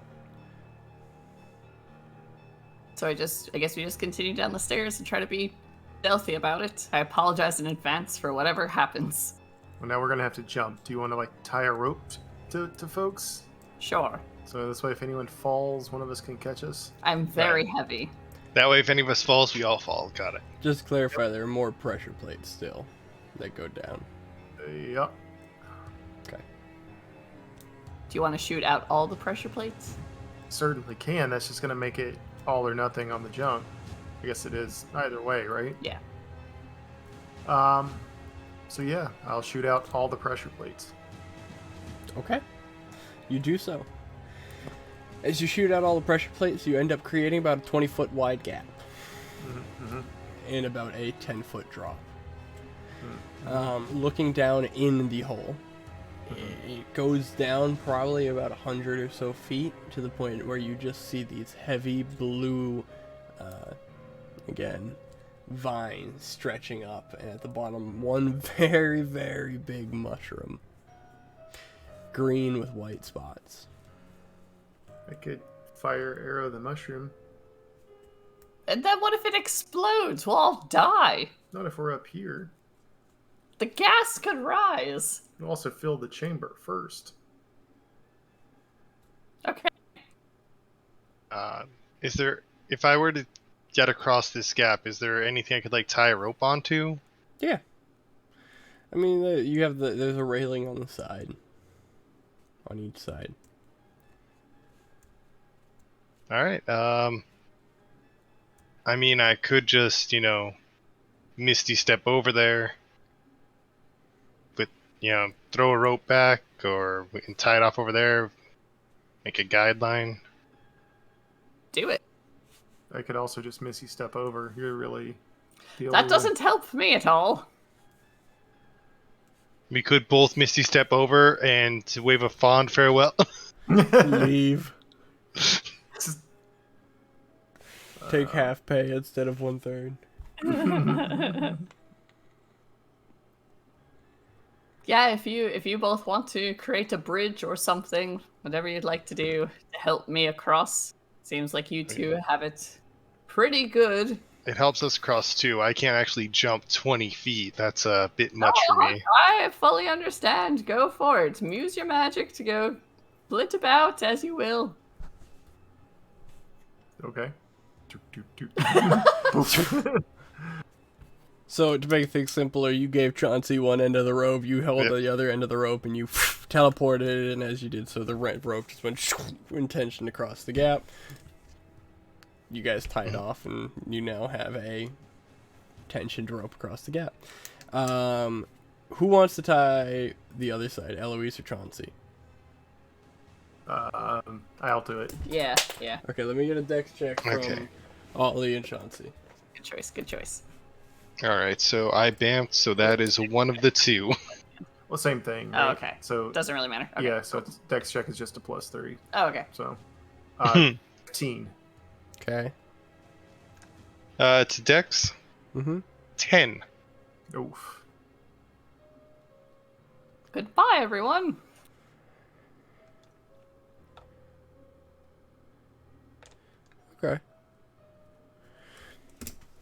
Alright.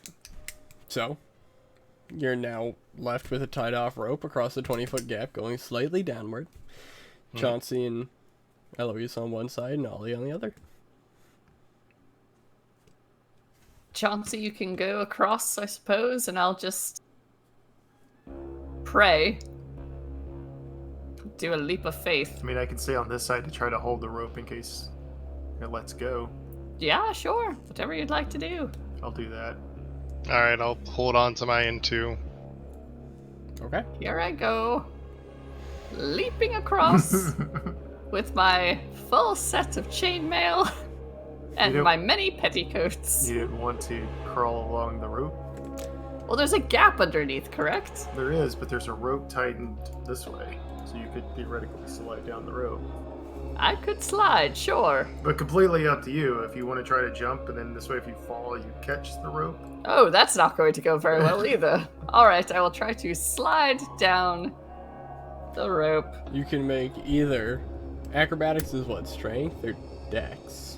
Or Acrobatics is dex. athletics is the dex one. You can make either an athletics or an acrobatics check. It will be athletics. Athletics is strength, so Yeah. Yeah. Yeah. Strength or dex. Oh no! It's a 7. Okay. Here we go. Goodbye. Hi. Ollie, unfortunately, your knot wasn't fast enough. Could I get a dex or strong enough? Could I get a dex check, please? Well, come with me. Join me. 9 plus 3, so 12?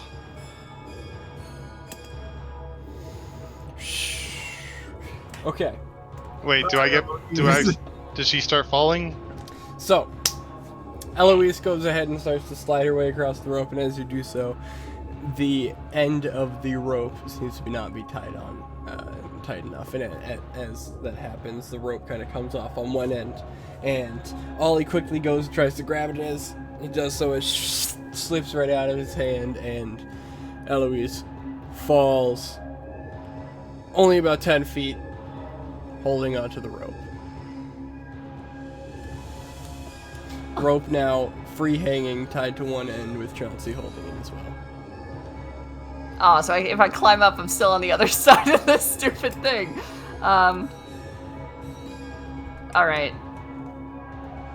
I'm only 10 feet down, correct? Mm-hmm. Okay. Can I see the railing on the other side? Yeah. I would like to take out my whip Okay. that has a 10-foot reach, and I want to whip the other railing. Okay. Yeah. Try to Spider-Man pull myself up. Acrobatics or athletics check. Okay, athletics. I would say with this specific situation, I would give you disadvantage, unfortunately, unless someone could somehow figure out a way to help you. With a whip? No, because like I could try to swing you to the other side, like swing the rope, but that's about it. I don't really have anything to do with a whip. I got a 13, though, with disadvantage. Okay.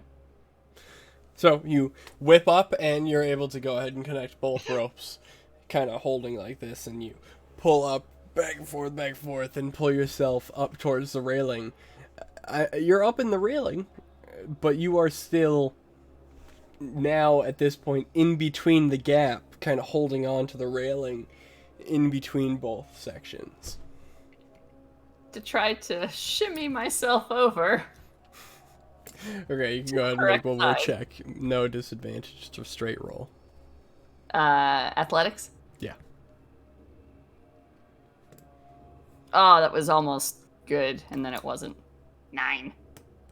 That's okay, that's just enough to shimmy your way back across. Once you get back more onto a solid surface, you can kind of shimmy your way back across. It wasn't crazy high in the first place. Alright. Woo! Chauncey, Wait, so you are she's left on the on other my side side, by right? yourself without a rope. Yes, she is. Okay, I'm gonna tell her, like, oh, hey, I'm glad you're here. I'm not great with knot tying. Can you try this knot? No. Alright. I'm Well, going to tie the knots from now on. Reaches down, there's no rope. It's just in the hole. I thought, why didn't you bring the rope with you? What do you talk? Chauncey's holding the other side of the rope. And then I had to hoist myself up with my Could've held- whip. You could have held it with your teeth. I almost died because of your not tying skills.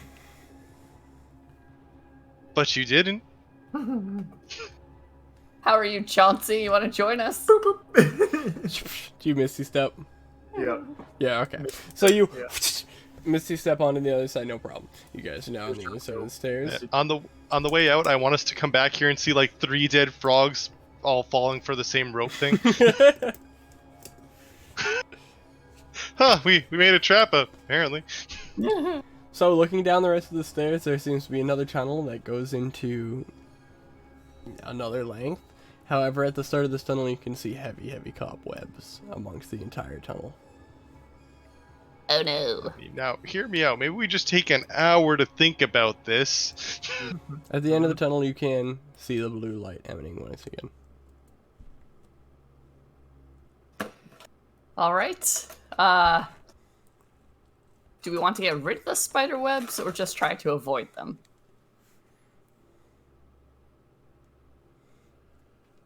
Stop eating crackers when we're on this mission. Or I was taking Ollie's turn and I was going to take a little sip. We're just going to take a sit? Have a spot of tea. Okay, we can do a sit, I suppose. Oh, okay. I didn't think I thought this would be a much more difficult battle. Slowly puts away the friends cantrip. Slowly puts gun away. It's like, oh, I did think that one. No, we don't. We can push on, but as far as the webs go, could burn them, I suppose. Can we see the other side of the webs? You can faintly see light, probably about 50 to 60 feet at the end. I mean, I could take 2 of us through on to the other side of these webs. It's thick enough to I also could obscure have taken the 2 of us light across the through gap, it. but I forgot about it. Thanks. We should be fine. It's just spider webs. What could possibly happen? Giant spiders. Spiders. We can take on. We have taken on the literal spawn of Satan. We're fine. Greg. Yeah. Greg, is that what you named him? Mm-hmm. Greg. I thought it was named Eloise.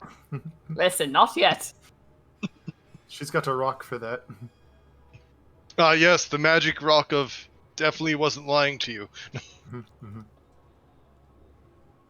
Does anyone have burn stuff? Ah, I have think- gun. I could shoot the web. Does that burn? Do you have like flint and steel to create spark to burn web? I would think that'd be basic supplies, you know, basic fire starting stuff. But I don't know if we want to start a fire in a cave. Could I get a perception check from Chauncey? Chauncey. Goodbye, everybody. 12. Good night, everyone. You notice Eloise has disappeared and been lifted up into the webs. Down towards the bottom of the webs, on the left and the right, you swear you hear noise. You don't see anything. You don't hear anything descriptive, but you swear you hear like a... Well, I shouldn't say super descriptive. You almost hear movement. I hear movement, so whatever we're gonna do, we gotta do it quick. I vote for burning it, so this way if anything is in there, we burn it down. All right, let's have a Disco Inferno. Open to opinions. sure, let's do it.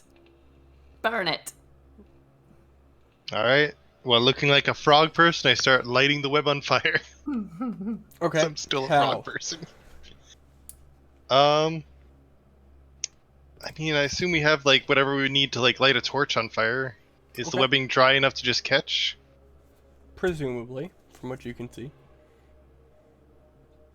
Okay. If I need to, I can put a little bit of gunpowder on it. Just Okay. light it up a bit more. So,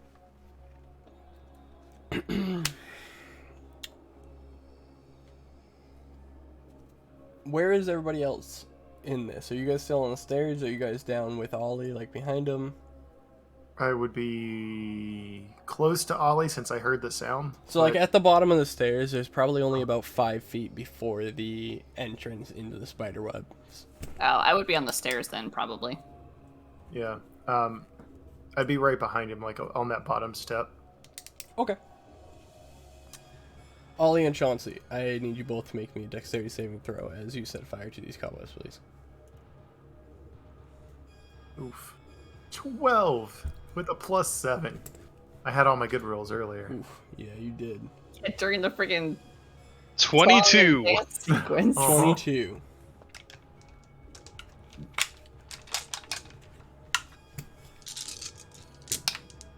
I once more evade the consequence of my own actions.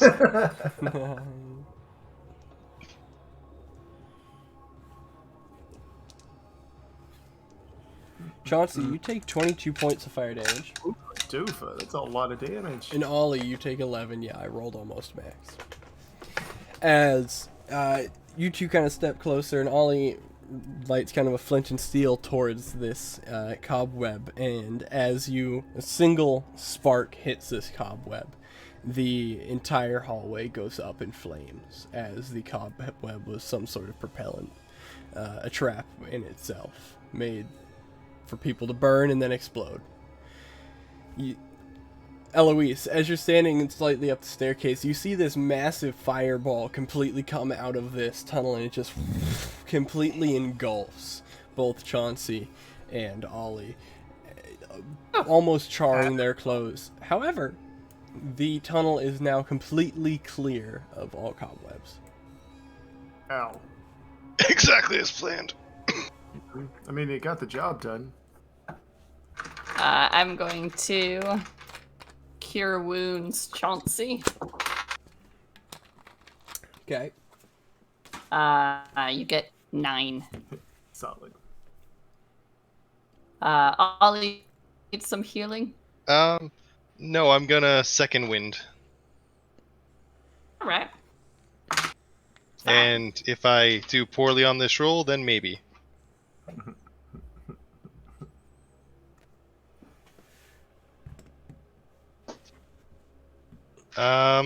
So I add +3, so that's 4. Oh, You only I took help. 11. oh, do you still need healing? Because he succeeded. He nah. only took half. Okay. No, I'm just annoyed that I rolled max low. Well, that's one way to do it. Let's go. Okay.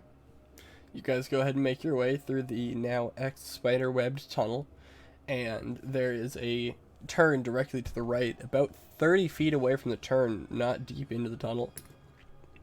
You all now begin to hear the sound of what sounds like mining.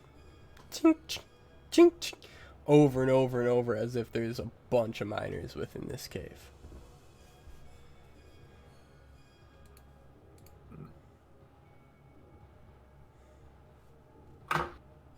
Maybe that's the missing people, or the miners? We should still be stealthy. There may be mind control about. Oh, I guess that's true. My pass without a trace is concentration. Oh. You want to go ahead and make a concentration check? It would only be 11 for a 22, right? Yeah. Yeah. Half. What is it? Constitution. Constitution? Yeah. It's saving though, right? Yeah. That's not... Don't suppose you have Warcaster. Oh no! 8 + 2 is 10, so... Does not beat the 11, unfortunately. Bad. Can I give advantage because I want to? And I'm out of second level spell slot, so I can't even do it. I mean, I could do it at 3rd level if we Nah. What? Dump all your resources before we fight anything. We'll be fine. So, It's alright. I've used up more percentage-wise my spell slots. what would you guys like to do? Take an hour break. I guess we'll just have to hope for the best and try to stealth our way down. Okay. Let's go ahead and get a stealth check from everybody. Okay.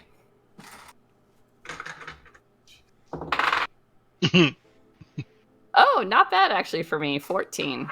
14 for Chauncey as well. Oh. Well, I got him. Ow. It's 5. Okay. Jeez. I got a 2, so plus 3, yep, 5. I mean, pass without trace, so it's 15. Yeah, no. No, pass without trace is gone now. Just a 5. Do I just trip and fall and fire the gun? Unfortunately, you don't do that, but you are not the sneakiest. As you were the lead and you took point again going down this tunnel. After being engulfed in flames and taking lead. You make your way out and you peek around the right side. At this point, you seem to be unnoticed. Everything seems to be fine, and immediately you see what seems to be a large cavern.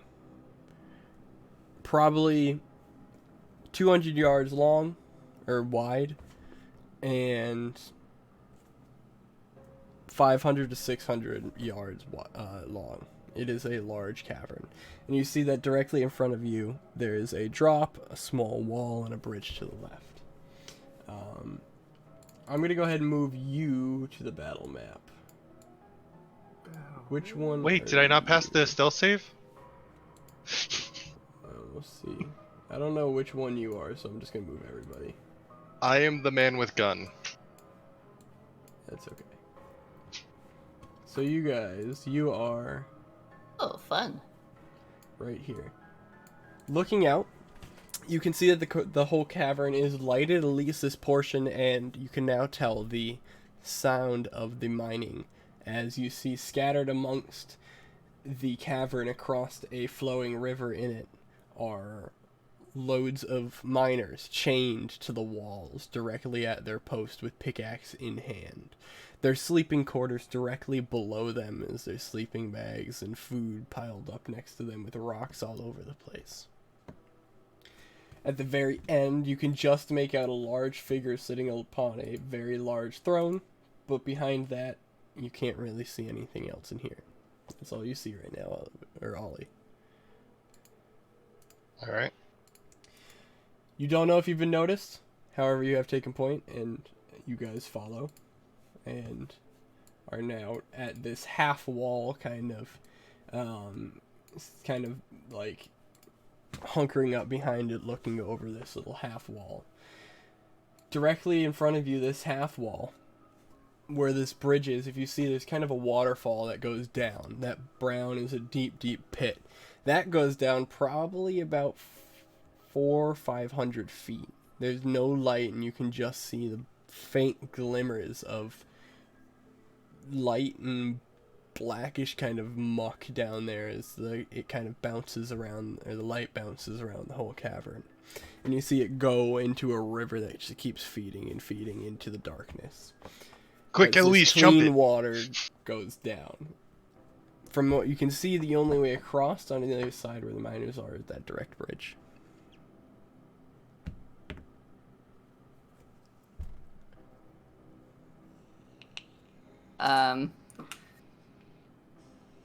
Well, the big fella probably going to need to be a problem that has to be taken out. He is chained up. Oh. You Just see kidding. he has 2 heavy chains at his foot. Anybody there that was- you see, so the only silhouette that you could see would be that guy there. Oh, But okay, you I can see, I barely see him. Everybody else that you see on the map is chained up, Okay, gotcha. including the skeletons.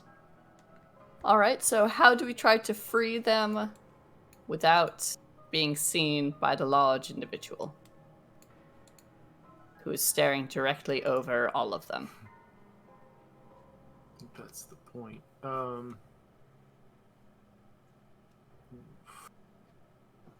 mean, if I get within 30 feet, I could maybe make a distraction minor illusion. Make the sound of a fly buzzing off to his right. For like a second. I mean, do you think if we free some of these people, they'll help us out? They might if they have any strength left within them. Chauncey, at this point in time, you hear movement coming down through that back corridor, and as you look back behind you, that tunnel, you see 2 small tunnels on each side. directly to the bottom of left and right, presumably where that noise had come from before, and you see these two little frogs boom, boom, boom, boom, pop out. And then you see the two frogs turn into large frog folk, now standing directly above you, well, next to you, revealed by That fails stealth Ollie's. roll. I am still disguised as a frog. I would Maybe like frog. Huh? Maybe frog. You I'm... also haven't noticed this. Oh, Only Chauncey. alright. They're not saying anything. They come up with their spears and they're just kind of coming up behind you like this. They're not big Fred. either. They're like 4 feet tall. But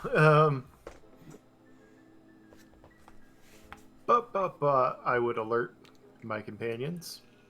We've got company. I will. Alright, they're gonna attack. Yeah, I'm gonna get my rapier. If they're coming, then I draw. Yeah, my they're like rapier. slowly like coming up towards you, like thinking they have the drop on you. How far away are they? 10 feet. Right Okay, at the end of the tunnel. Hunters mark the first one and just to attack him. Okay, you do so. Go ahead and roll. Attack, and then we'll go ahead and get initiative for everybody for this point. Boom. Okay, so attack. Short bow. So 22 to hit. That definitely hits. Wapa, 5. I did hunters mark him. Plus 4, so 14 damage. Alright.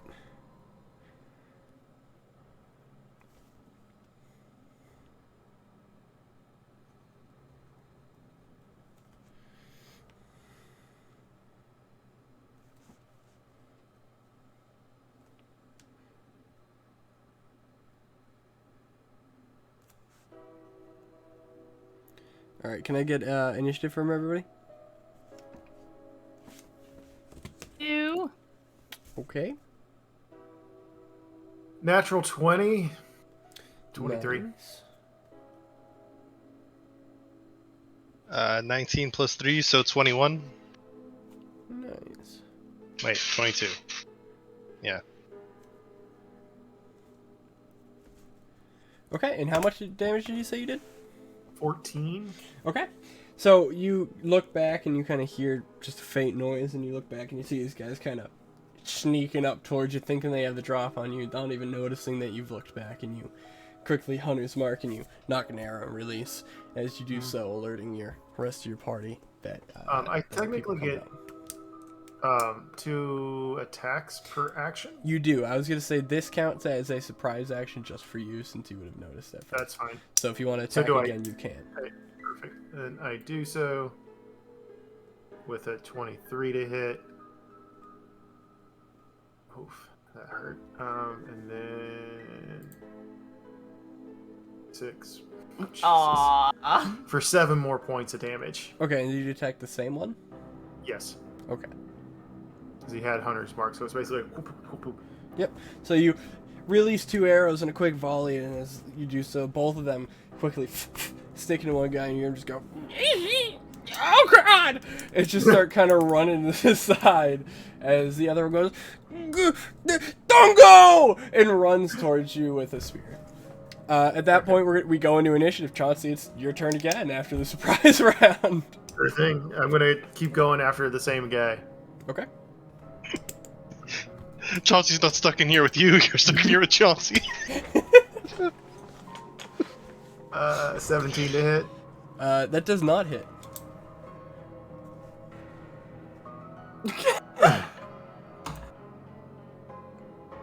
Because the other ones were what? 19 to hit. So the second one does hit. Okay. Yeah, better freaking hit. So 9 plus 5. 14 more points of damage. Okay. So quickly you see, presumably now, Thungo go down to his knees as he is very, very hurt. with 4 arrows, one of them landing low enough into his leg where it didn't do damage, we'll say, and the 4th one pegging him directly in the chest, and he's gonna... He's on his knees, still alive, very, very hurt, presumably on a breath of life.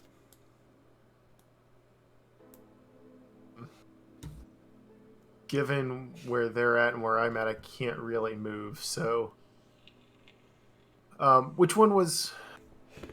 Rongo and Is Dungo? left. Okay, so I hit the one closest to Eloise then. Yeah, perfect. Okay. That's really it, because I can't move. Took my 2 actions.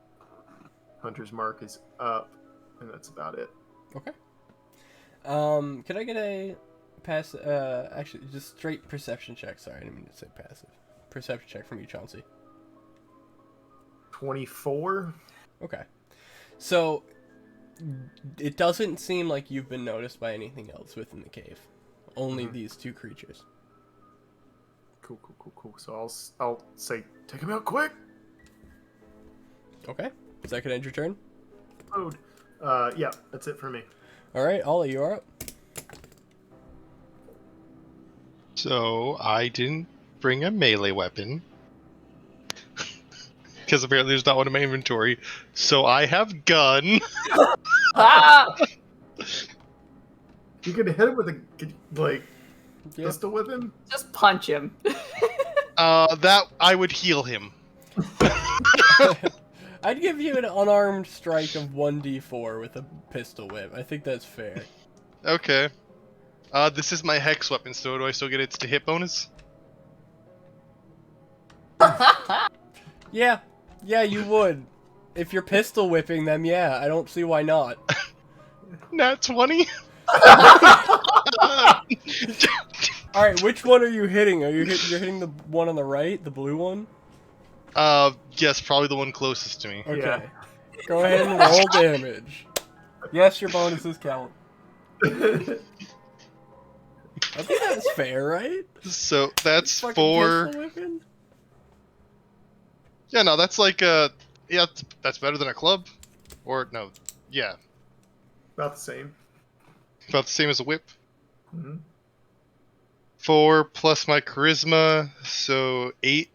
Plus the Oh, crit. 4 Yeah. plus 4, so So 8, so 12. 12. Yeah, Is that doubled with your nat 20? yeah. Well, It's a one of the D4. With fours, the even with the yeah. 4, it's still not a 4, lot. 8, 12. Good lord. Okay. So Well, actually, it's improved hex weapon, so there'd be another +1 on that. So 13. 13. Okay. And I took thirsting weapon, so I get a second attack with my hex weapon. Okay. Yep. Go into the light. That's a 15 plus enough. What's the plus? Because these guys have pretty high AC. It typically would be plus 11, but I'm Okay, suppose I don't well- get the archery You don't style get the bonus. archery bonus. You just get So- your proficiency. So that's still like plus 9. Yeah, you hit.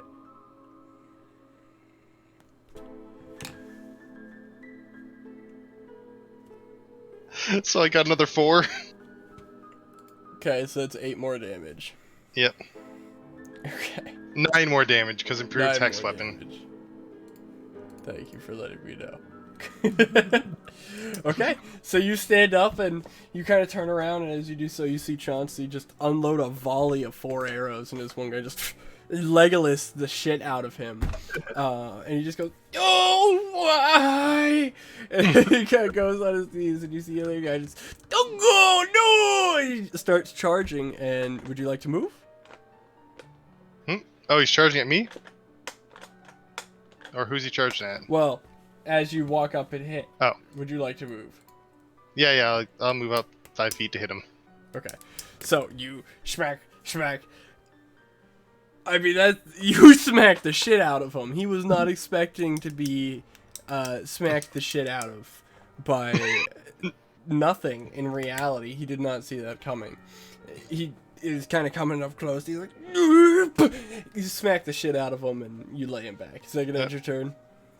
Yep, and I still think I seems still to be have up, Ask Him Any Faces, so he seems just saw pretty okay. Kermit go crazy on his ass. He did. He has no clue really what just happened. Is that gonna end your turn? Yeah, it will. I thought about action searching, but it seems really wasteful. Thungo 2 more! and Dungo are gonna go at the same time, and they're gonna Aw. use pack tactics to attack at the same time. One at Ollie and one at Eloise. So let's see. Nope, they both miss terribly.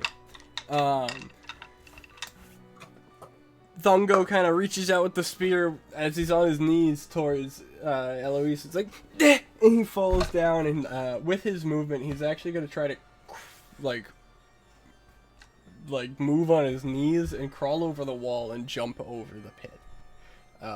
If you'd like, Eloise, yeah, go ahead. I'm using my hand axe. Okay. 18 to hit. Okay, no need to roll damage. He is at 1 hit point. Hey, I As got he's one. Papa! kind of like scampering towards the side of the wall. He makes it halfway on top. You just turn and bonk the back of him, and he seems to fall. However, half of him does seem to fall over the side of the wall. Do you want to try to stop it? Yeah, I'll try to pull it back over the wall. Go ahead and make a dex check. A dex check? How dare you? 11. You do not stop the rest of the body as you Oops. cut this frog person in half, and the rest of the torso seems to fall over the other side of the wall, and about 3 seconds pass until you hear a thump into the water, audible splash. Oops. Beans. How were you less... I have a gun! I'm also not very dexterous. I couldn't grab him in time. I don't know what you want from me. Dungo is now up, and he is going to attempt to stab Ollie. He's just like, "Go, Dungo!" and tries to stab Ollie. He's going to go... Oh, that's cocked. Cocked again, what the heck? There we go. That is a 18 to hit. Yep, that hits. Okay. So you see he kind of circles around you to get between everybody.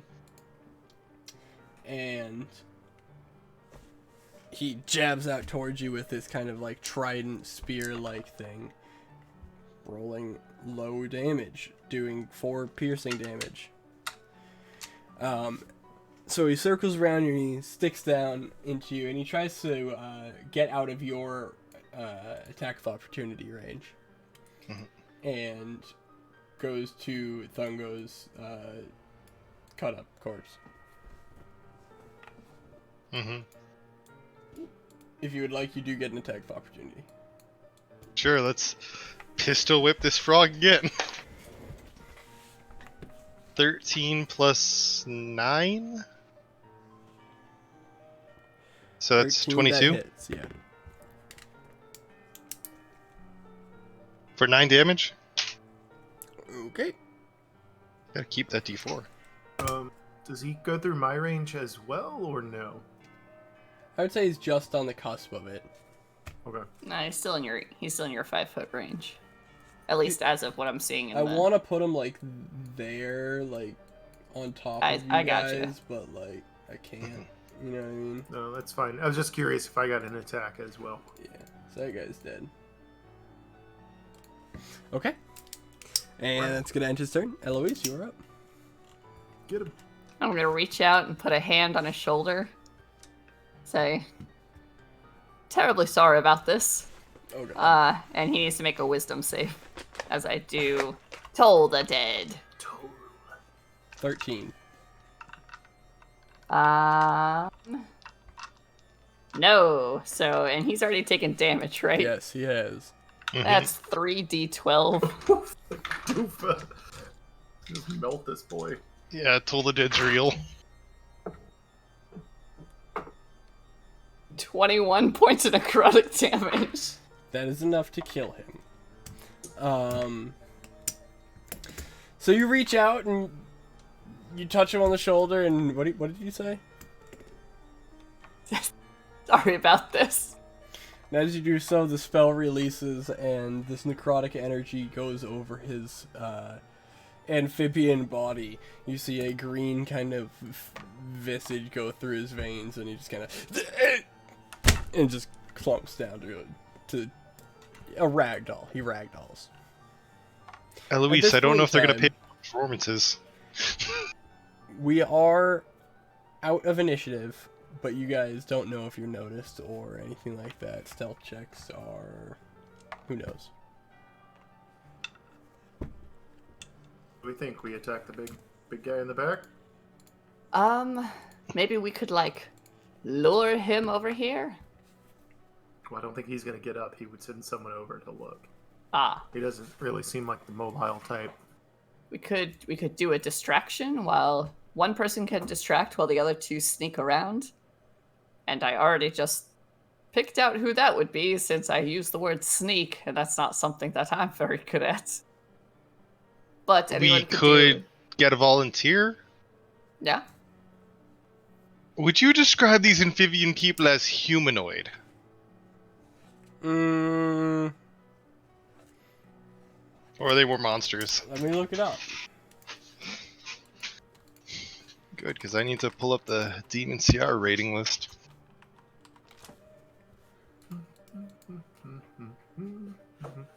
Humanoid.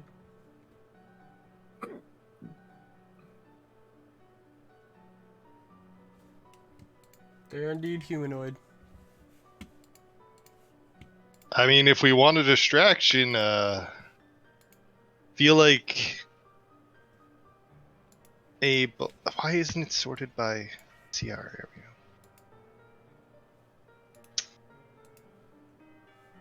go. I could do Tanaruk, the big orcish fellow. I could do a Bulgara, the casting one. Ooh, actually, Bulgara's... The Bulgara can cast invisibility on itself. So if they don't notice the large ape fiend appear in the room, it can quickly make itself invisible. I think I recall the same situation. Didn't we have to end up fighting it at the end? Oh, that's a very real possibility, but I don't think we're gonna banish the frog. No, I don't think so either. I could summon something more controllable. Maybe something not as large? Or as aggressive? I mean, somewhat aggressive. We do want a distraction. But we also don't want it to just kill and eat all of these poor things that are currently locked up, chained to the walls. Right, They can't run anywhere. We are concerned about that, yes. We are certainly both equally concerned about that. Let's see. Ooh, Shaman's Shadow Spawn. Sorry, everybody. It's been 4 months? It's a long time since I've looked at these spells. Well, we're not in initiative, so if anybody else would like to do anything. Idea if you can do it as far down this cavern as possible so we can sneak around, because we're not getting over that massive fissure. So we can sneak over the bridge. That would be very helpful. Well, I'm good to attack from here. Sure. Actually, probably be better for me to attack from here. If we're going to attack. Well, so that is the words. idea. But we don't know what this large man on the throne is hiding.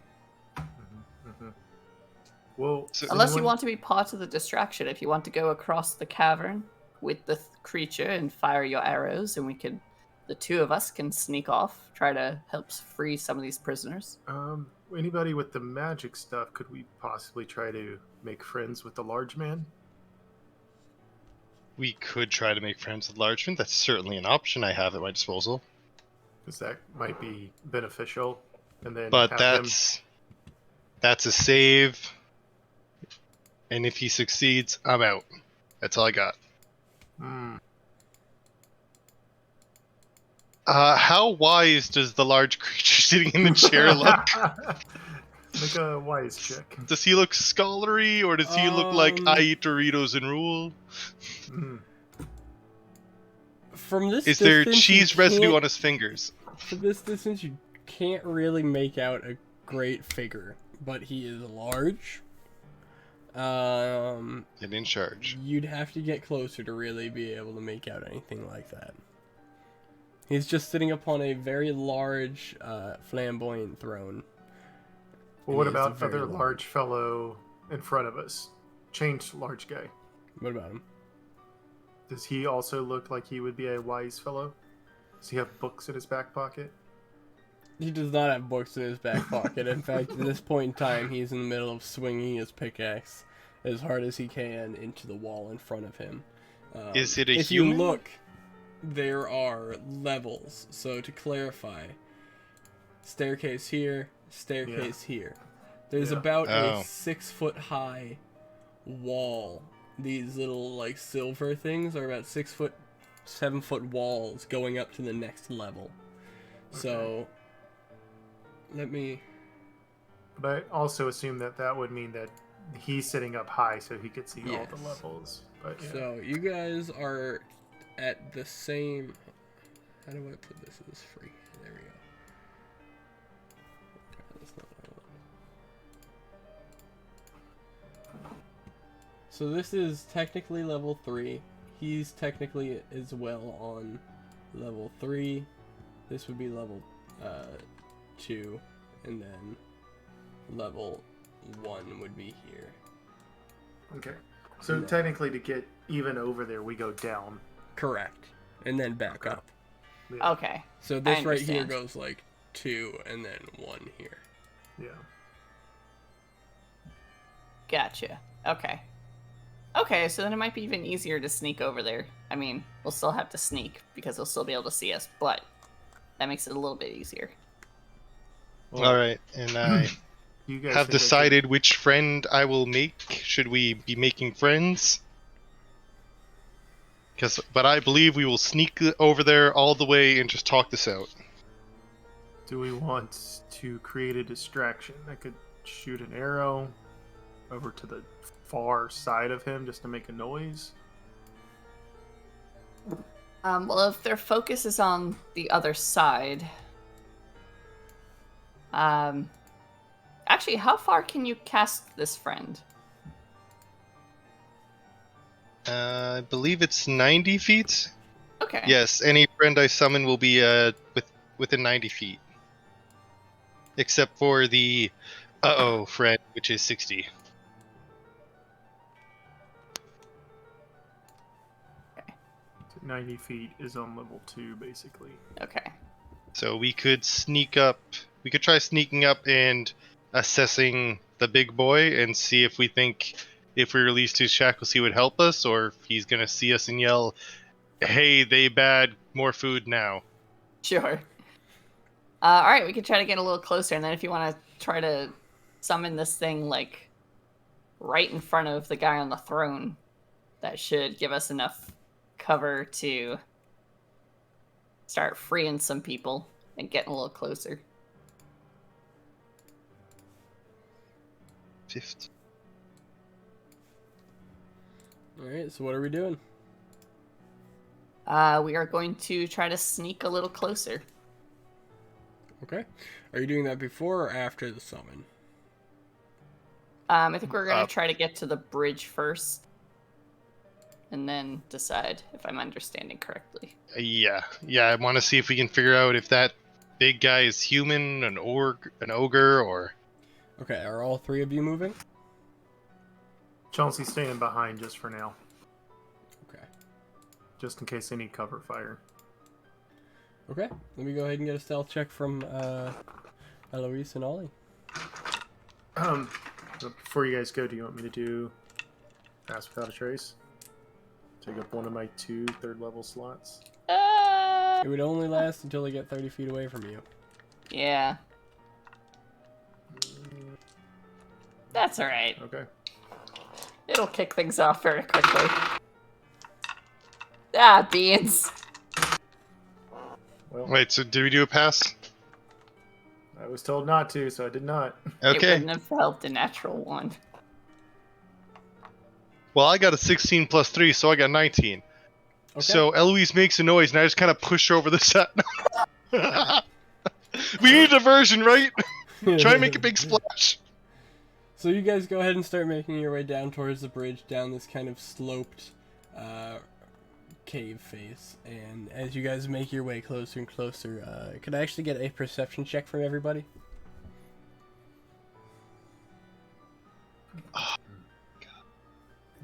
Oh my god. 7. 14. My passive is better. Oh, I have a plus 4, so that's 6. We die here tonight. So, could I just get that again?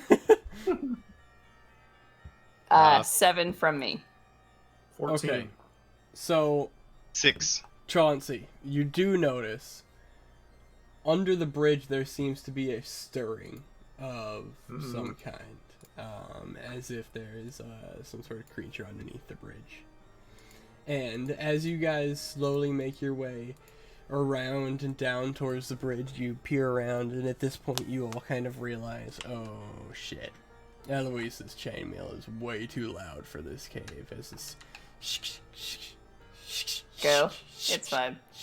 throughout the whole cave, and you guys make it up and peer around the bridge, and at this point you look at the bridge with these kind of 2.5, 3 foot high little kind of railings, and on this bridge you see 6 different colored little frog people about a foot tall, and they all just look at you and Yeah.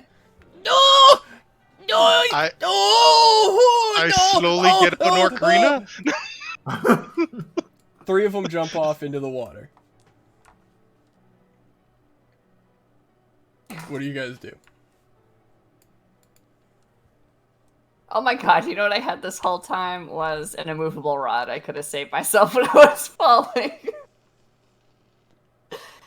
Anyway. So at this point, there are now 3 little frogs all running around like crazy, going, "No people! No people! People! People!" Loud. I and hunters making mark noise. the closest one to me and fire at him. Okay, you do so. Go ahead. Bonus action, hunters mark it. Go ahead and make an attack. Yeah. I will throw my hand axe at one of them. Natural 20. Oh, you're gonna kill this frog! Go ahead and roll damage.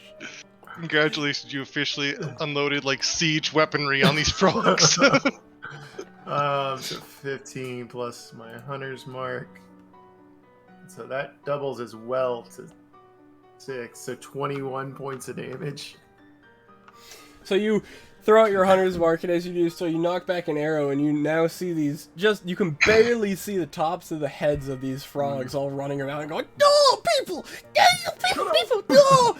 You see multiple of them jump off the side of the bridge into the water, and you knock an arrow, release it, and as you do so, you completely skewer one of these frogs, killing it whole with one shot, pegging it to the arrow, and you just see the 2 other frogs. You don't see this. Eloise and Ollie see the 2 other frogs just go, they start running. So second action, I'll take a shot at one of the others. Okay. The other 2 start running away. Go ahead and make an attack. So 28 to hit, the 19 on that one. Yeah, these guys don't have a lot of hit points, but go ahead and roll damage. Bud, wise.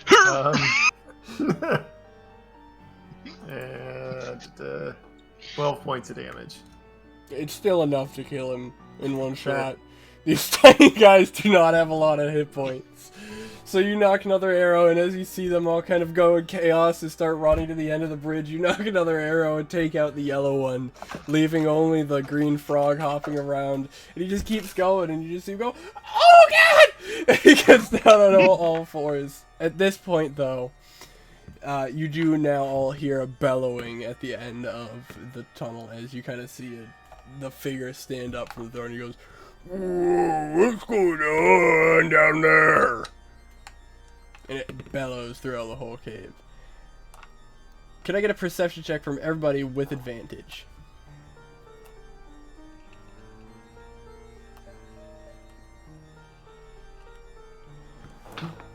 Natural 20, 26 total. Okay. I got 17. 14. Okay. So he stands up, and at this point, Eloise and Ollie are now just kind of standing at the bridge looking distraught. What the fuck just happened with the tiny guys? And you see this large amphibian, now clear frog person, walk up to the edge of this top area and just goes, "Everybody out!" And at this point, from under the water, Chauncey, you clearly see one large frog fellow kind of swimming through the water, and it pops up on the other side of the bridge by the fat guy, right here. And you see him kind of, it just slowly start kind of coming from all fours to standing on two, and he just stands on the other, and he goes, "Tommy, got me, Tommy. Tommy's only one alive!" And the big guy's pissed. In addition to that, you see at each of the staircases where these rock piles were, two more amphibian-like creatures come crawling out from amongst the rocks. There and there. And lastly, at the edge of the water on the other side of the bridge, one other fellow pops out over here. Chauncey, you see everybody. Eloise, you of course see the large guy, and the fellows popping out of the rocks. However, you do not see the guy on the other side of the bridge. Hey. At this point, I'm going to need everybody to roll initiative. Boom. Frog people, frog people. Total of 20. Oh, Look like people, alright. taste like frog. I got 14. 18. Alright, so let's see. Well, let me just throw away these notes. Time to look at the other option. What did you say you got, Eloise? 14. Okay.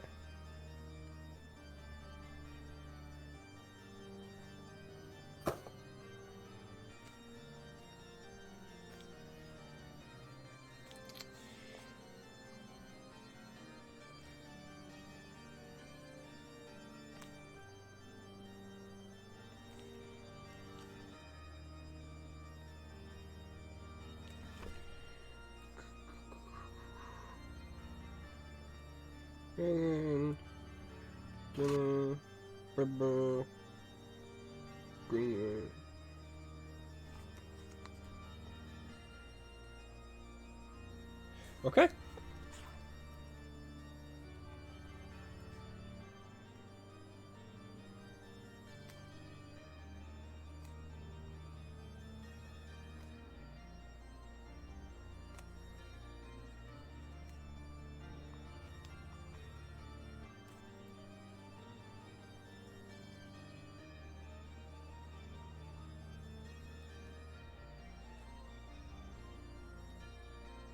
Alright, sorry about that. I am all set. Alright, so, as everybody kind of comes crawling out of the rock work and everything like that, and out of the water, these little frogs you see at the top of the round come crawling back out of the water. However, there are a lot more than what had jumped in. You see that now 6 frogs come popping out of the water on each side of the bridge behind Eloise and Chauncey, and Those are the little ones, right? yeah.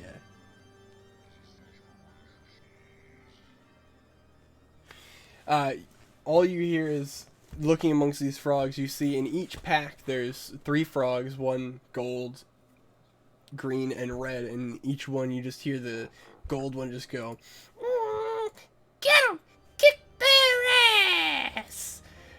And all you hear amongst all these tiny little frogs is just a just everybody, yeah, getting ready to kick. They all start running.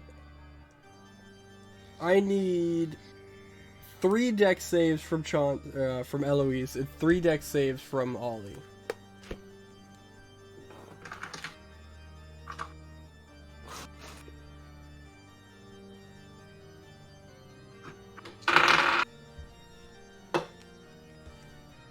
All right, so that's a 14, a 4, and a natural 20. Okay. I got a 20, a 22, and a 7. Okay, so you both only fail one. As you guys kind of look around and you hear all these frogs just go, "Whoa, get out, yeah!" You turn back and they're just leaping at you, throwing their bodies at you, trying to hurt you.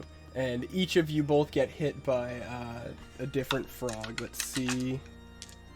Eloise, you get hit by the red one. And Ollie, you get hit by the green one. So, Eloise, you take 3 points fire damage. And Ollie, you take 5 points poison damage. I take 1 point because I am resistant to fire. Shit! Yeah, you do. Why didn't you light the whips? Because I don't have the ability to set anything on fire unless you want a whole wall of fire. Or see the future. Yes, I would love a wall of fire at the moment, actually. Okay, so that ends the little guy's turns with Chauncey at the top of the round.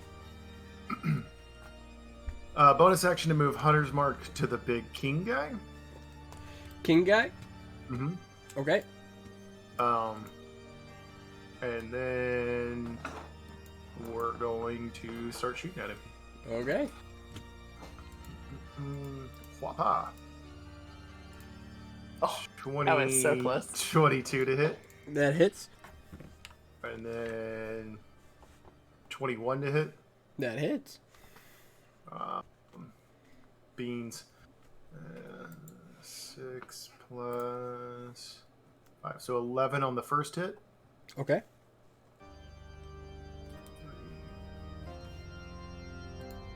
And 12 on the second. Oh, nope. 15 on the second hit.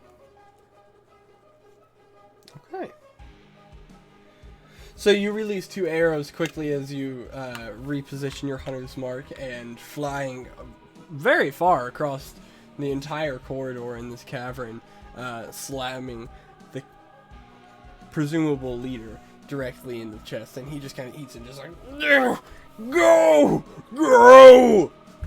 Okay. What else would you like to do? Warn the group, hey, watch out behind you. Right? There's another one coming. Okay. It's gonna be it for now. All right.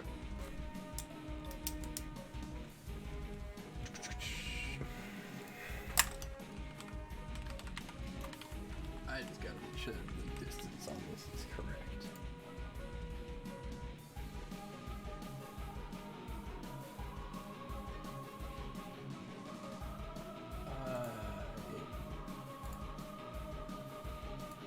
Don't see. Sorry, I'm going crazy. 90 feet. Okay.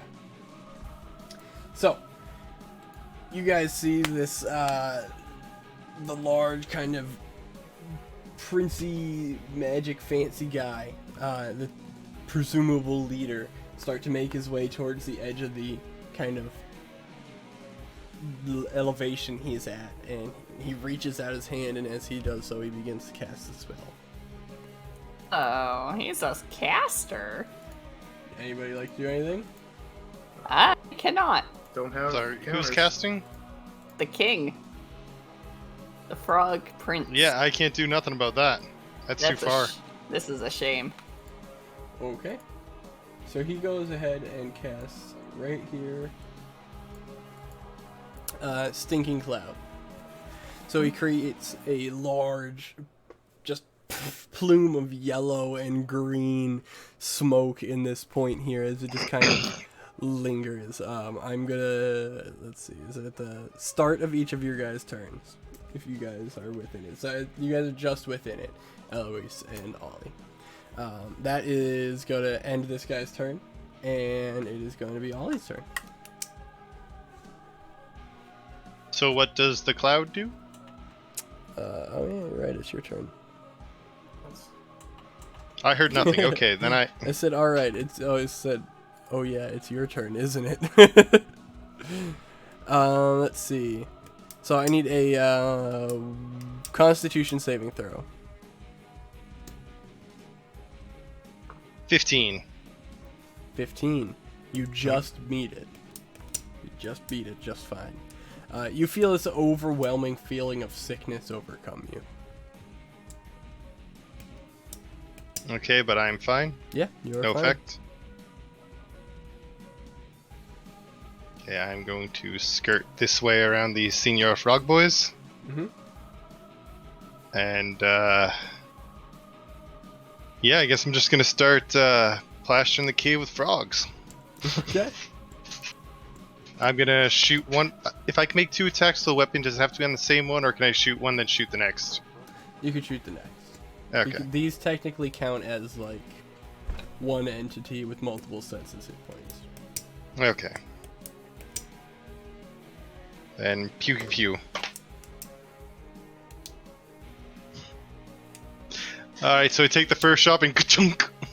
Misfire. Gun misfires! Well! That's a shame. Time to look up that rule set. Yeah. I believe you have to go ahead and make a repair roll. Unless you have the firearms proficiency feat.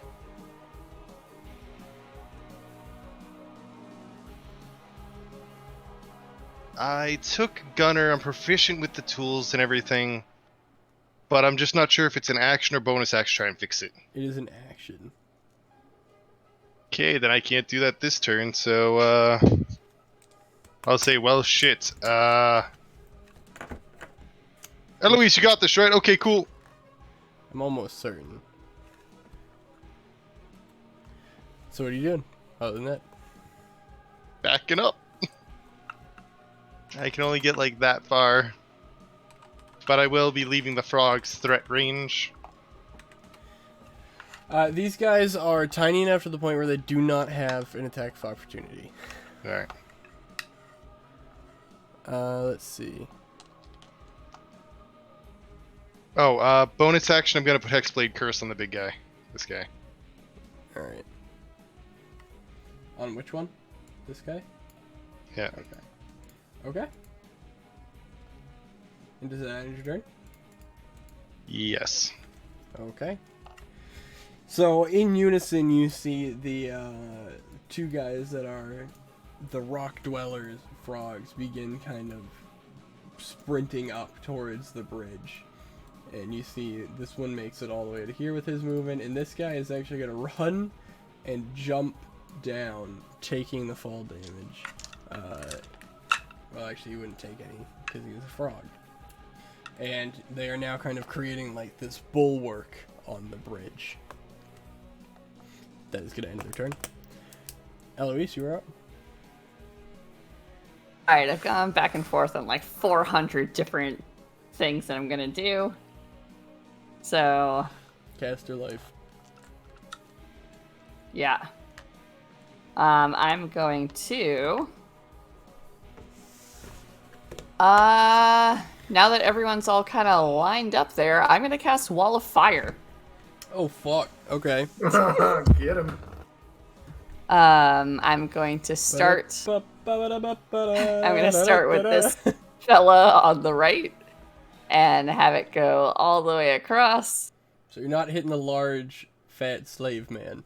Correct. Okay. Yes. I'm going to avoid him, and I'm going to make the fire on... Actually, I'm going to... Yeah, I'm going to have the fire on that side. Because you can choose which side is hot, I guess. The one that does the damage. So all 3 of those friends will need to make dex saves. So just like that, right? Yeah. Alright. All 3 of them need to make... Oh, boy. Yeah, these guys... chose the biggest guys for dex saves, huh? Yes. So... Big guy and guy on the left fail, and the guy on the right succeeds. Okay. So he'll still take half damage, but...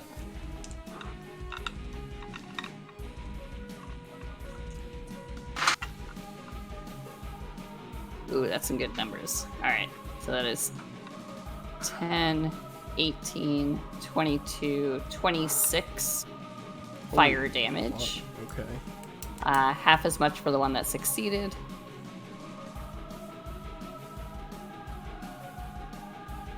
Yeah.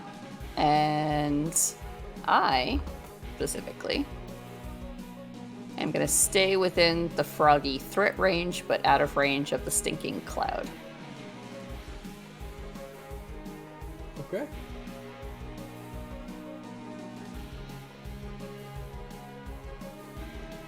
Take out my hand axe again. Ready myself. Okay. So, you go ahead and kind of come up onto the bridge. Being just on the edge of the stinking cloud, you release the wall of fire and barely kind of making it, you throw up this wall, burning all three of them, severely scorching them. And you step back. That's about it. Yep. At this point, the large man, large frog, is gonna kind of, you see him kind of stamper up, and he is going to make a, let's see how far away. I've done nothing to you, sir. Not Not for lack of in trying. range. Oh yeah, I for hexed him. Stampede rush. So you see this large frog get down on all fours, and he just kind of, drunky turn, and he's just running at full speed and slams into you as fast as Does he he can. take damage for going through fire? He does take the damage for going through the fire. He's eating it. However, I'm going to need a dex save from you.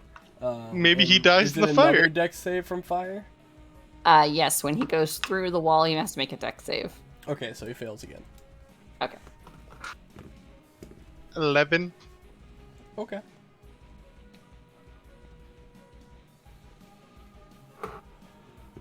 That's gonna be 16, 21, 28 fire damage. Okay. So you see as this frog kind of rears up at a full, with his arms up probably 15 feet tall, and he gets down on all fours and starts just murder coming all the way at Ollie, and he slams into you very hard. As he does so, you see that he's kind of trying to bite you or engulf you in his jaws as he does so, doing 8 points of piercing damage. And because you failed that first one, I need you to make me another dexterity saving throw, please. Maybe not that side. Maybe not that one. 14. Unfortunately, you fail, as you are Nope. now restrained within Chungo's mouth. Restrained or grappled? Restrained.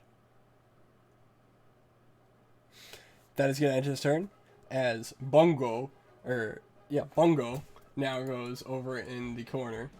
You see as Bungo raises this long, like 5 foot long matchlock rifle, and he just releases a huge burst of black powder smoke as it fires up at Chauncey. Counter sniper frog, of course. That's going to be a natural 20 from the counter sniper frog. No worries. Alright, let's see. Now, would I have any sort of coverage behind this wall? You would, but it was a natural 20. Okay, no worries. Unfortunately. Didn't roll that great on damage, so that's only going to be 12 points of piercing damage as this bullet comes towards you, for lack of a better term, as this large ball bearing fired out of this giant musket is fired into your shoulder, now being aware of the immediate ranged threat. He is going to take his bonus action and attempt to hide. That was this fella back here. Yeah. Right? Stay right here. Yeah. That is going to be...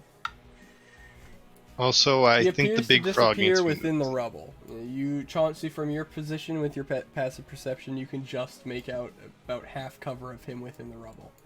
Sure. Other than that, that is going to end his turn. And the Frog Brigade is going to go.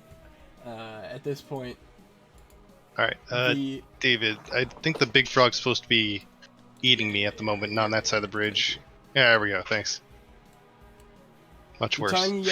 Tiny green frog comes hopping across the bridge to join his other buddies. And these other guys are going to come up here, and they're going to all try to jump on Eloise. Wait, are they all passing through the stinking cloud? They are. They are immune to poison. Great. So, I'm happy just for to keep it simple, let's just have you do 3, and we'll just do 3 for the total. For 1 for each group. It's dexterity saves, is Yes. what you said?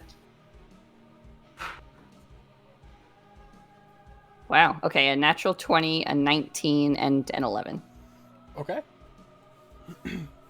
So the 11 actually beats it. So... Oh. At least I think it does. Jesus. 11 does beat it. So, 7 frogs now come throwing their body at you. You see the light, or the yellow one kind of has like shocks of light around it as it kind of throws itself at you, and the green one's kind of has like this smoke cloud. And visibly and physically, as the red one passes, you can feel the heat difference as it kind of gets hotter and stuff like that. But you dodge the volley of frogs. Chauncey, you are up. So duck down behind the wall. I'm gonna cast haste on myself. Okay. Nice. That is my action, so I don't get to take another attack or anything. Correct. So I'm just gonna stay ducked behind the wall Okay. to more or less take cover, since I just got hit by a shot. Just take full cover. Yeah, so I'll just take full cover, cast that, and be ready to attack next turn. Okay. You do so. All the way at the end, now presumably Gungo, the owner of the establishment, or the king, if you will, is going to step forward. He's actually going to slowly make his way down the stairs to about here. And you see him raise this crooked, jagged wand as he kind of waves and circles it and casts the spell magic on the wall of fire. How dare you, sir? That is going to end his turn. Okay, Ollie, you are up. You are currently restrained within Chungo's. Right, so I would like to summon a demon Okay. inside the frog. Okay. I'm pretty sure it says unoccupied space. Does it? Are there actually rules for this situation? I'm pretty sure that's why it specifies unoccupied space in a lot of those.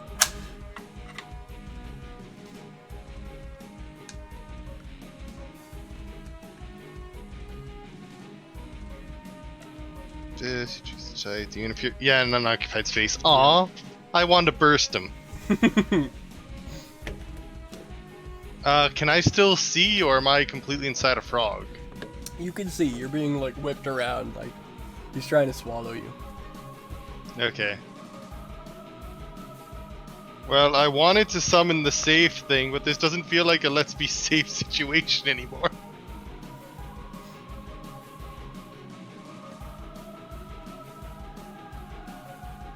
Is this a slave? Which one? The one next to the king. Yes. God damn it! However, to the other side of the king, there appears to be a corpse in this bed. That helps. There appears to be skeletons. It does, but not in the way you'd think. Alright, we'll summon something I only just found out even existed.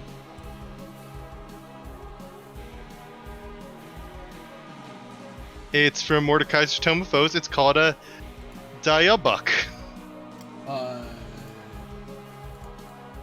Right. Let me actually link How's that that to you. spelled? Dybbuk.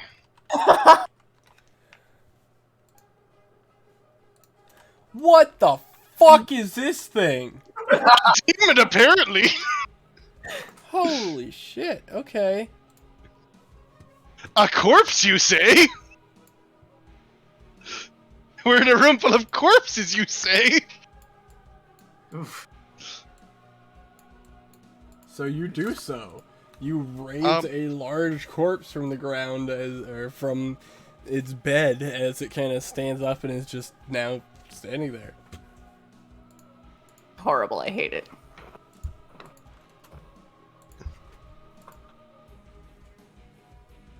So I'm going to have it possess the corpse, which has a recharge 6, so apparently that's something I'll have to deal with. Oh my The god, wait a corpse second. must be large or smaller. Holy shit, that's what you're doing. So you summoned the guy next to the corpse, and then you're having him turn the corpse into a zombie. Yeah. Oh my god. This guy. You do exactly that! Alright, cool. Then I'm gonna have him get closer to this man, and I don't think any of us can see this up here very well. This would be on his turn, because he would take your initiative. Or Right. come after you, so.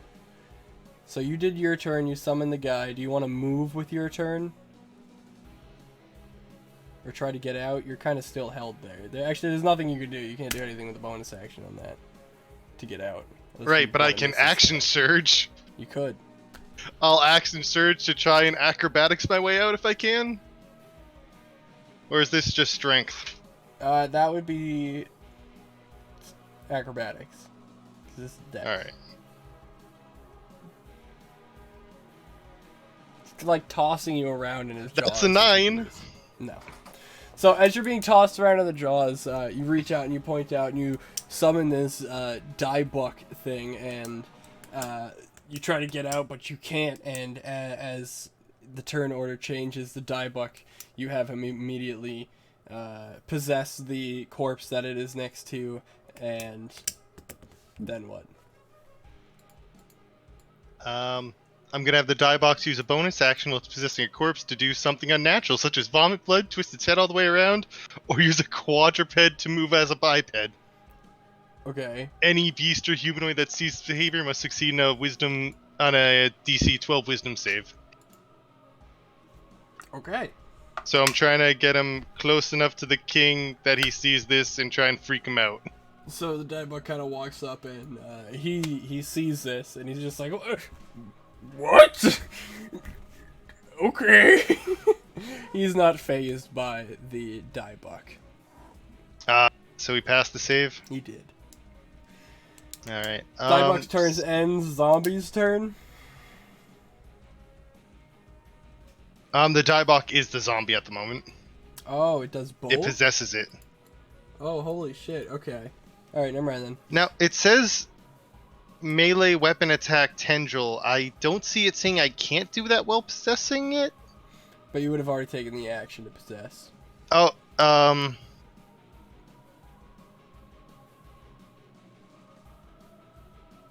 All right. yeah, I'm not sure if that's even an action or not. It can also at will dimension door? I would say that's at least a bonus action. Okay, cool. So that's what it does this turn. And it gets temporary hit points equal to whatever this creature's max hit points were. Not a lot. But okay. Okay. So that ends your turn.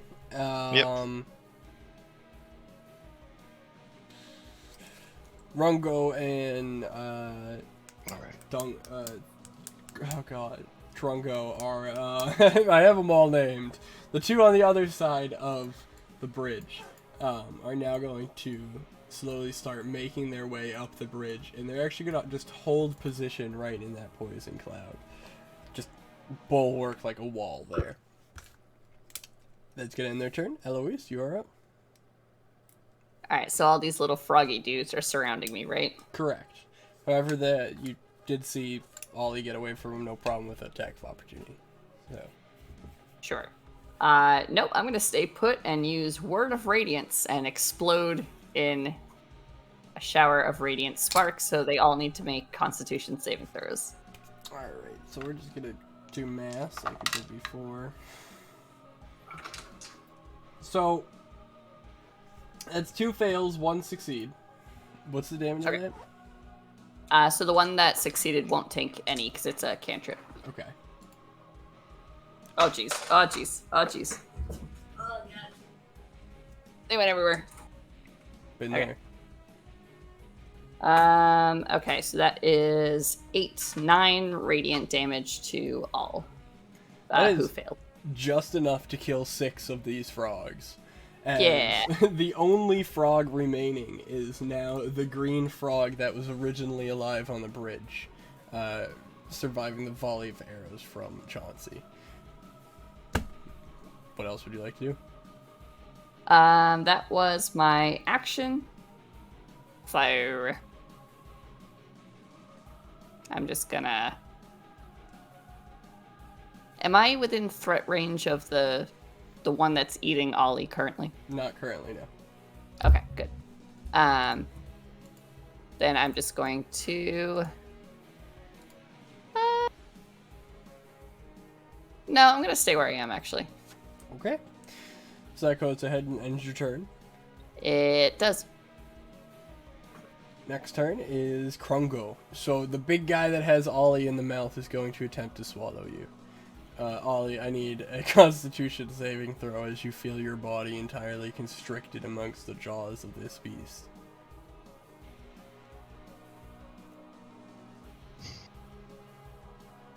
$12? Oh my god. Wait, 13. 13. Ollie, you feel yourself being consumed by this beast as you are being, for lack of a better term, swallowed by this ginormous frog. Save you, Ollie, don't worry. Save my gun! You take 9 points of piercing damage and 6 points of poison damage as you begin to go into his mouth and you get burned by this acid that seems to be acting as the saliva for him. And that means concentration checks. Yes, it does. So I just need to get above a 10 on both? Yep. Well, actually, they're 2 separate damage entities, so they both wouldn't have passed a 10, so it wouldn't be a concentration anyways. Oh, okay. So just good? Yeah, you're just good. Because you take the piercing from failing, and then the poison is just something that happens. Alright. So, 2 separate entities, not 20 in total.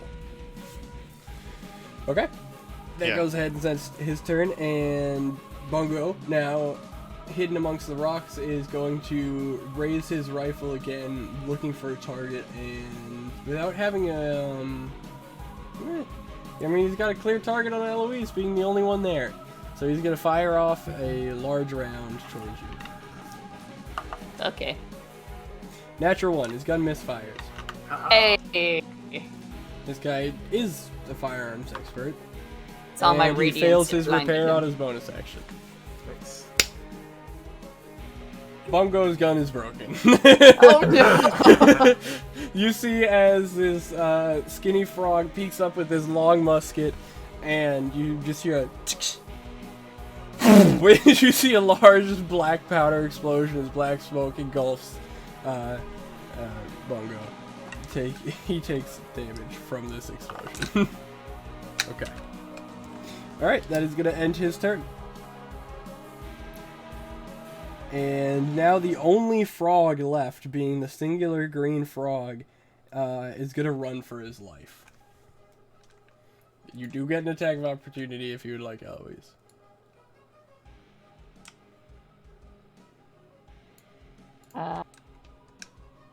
That's gonna be a 14 to hit. I mean, it hits. Ah, beans. That's gonna be 4 damage. He survives! the green frog begins hopping away towards the little nook between the wall and the bridge, and you slash out with your axe and you reach out and it just barely nicks him as he drops into the Man, water as he just kind of he's gonna have stories to disappears. That ends his turn. Back at the top of the round, Chauncey, you are up. Awesome. So the one that's swallowing K-Man, is it Ollie. Ollie? So close. Almost got there. Is it something that he does have that big bulge in his neck? Yes. I You wanna could try like to just shoot- barely see like Ollie's like one like leg and the end of his arm reaching out. I'm gonna take my first 2 attacks because I have haste on that guy, and then the other 2 on the king. Okay. Go ahead and roll 4 attacks. Yep. So first attack, whapa, beans, 11. Second attack, beans, Ollie, you're just doomed, 12. So it's an 11 and 12. Oh, I to might hit. be. So they do hit Krongo, but roll damage. Okay. Yeah. If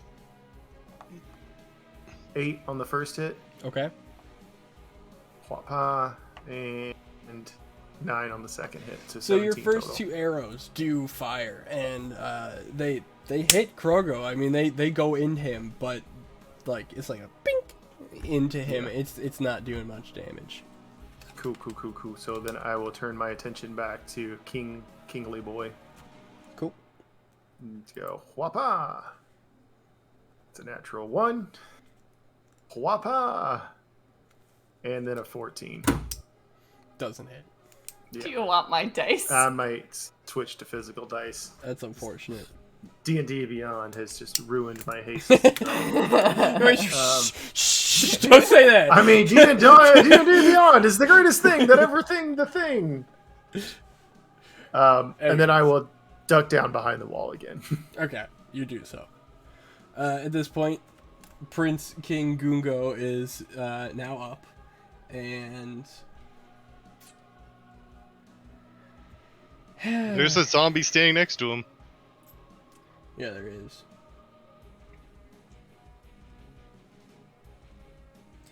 Okay. You see the cloud on the bridge dissipate and disappear as you see him raise his wand up and go, and he just slams it on the ground as there's now a large cloud around him. Maybe protecting him. Who knows? We'll see what happens. A big poison cloud around him. He can't really do much. He can't move. He's gonna stay right there, and that's gonna end his turn. Ollie, you're up. You are now within the gut of this beast.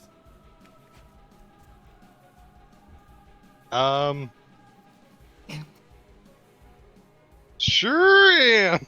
You could attempt to get out. It'd be very difficult to like crawl out, but you can try. I should clarify. Not looking great for Ollie. Actually, what do I have in my inventory? You do. You're not nearly as good, but I'll pull out the palm pistol because I forgot I had a second gun. Okay. Just such occasions. And I'm gonna shoot at him. You fire off the 2 rounds of the palm pistol. Go ahead and, just to be honest, advantage. Because you can't miss. Unless you shoot yourself. Okay. So that's a 14 plus... Oh yeah, this guy's Hex too! Ah shit, he is. Now I have to go read what Hex does. I think Hex adds an extra... So I think this will just be proficiency plus dex. Our proficiency is 4, so plus 6. So that's a 20 total to hit.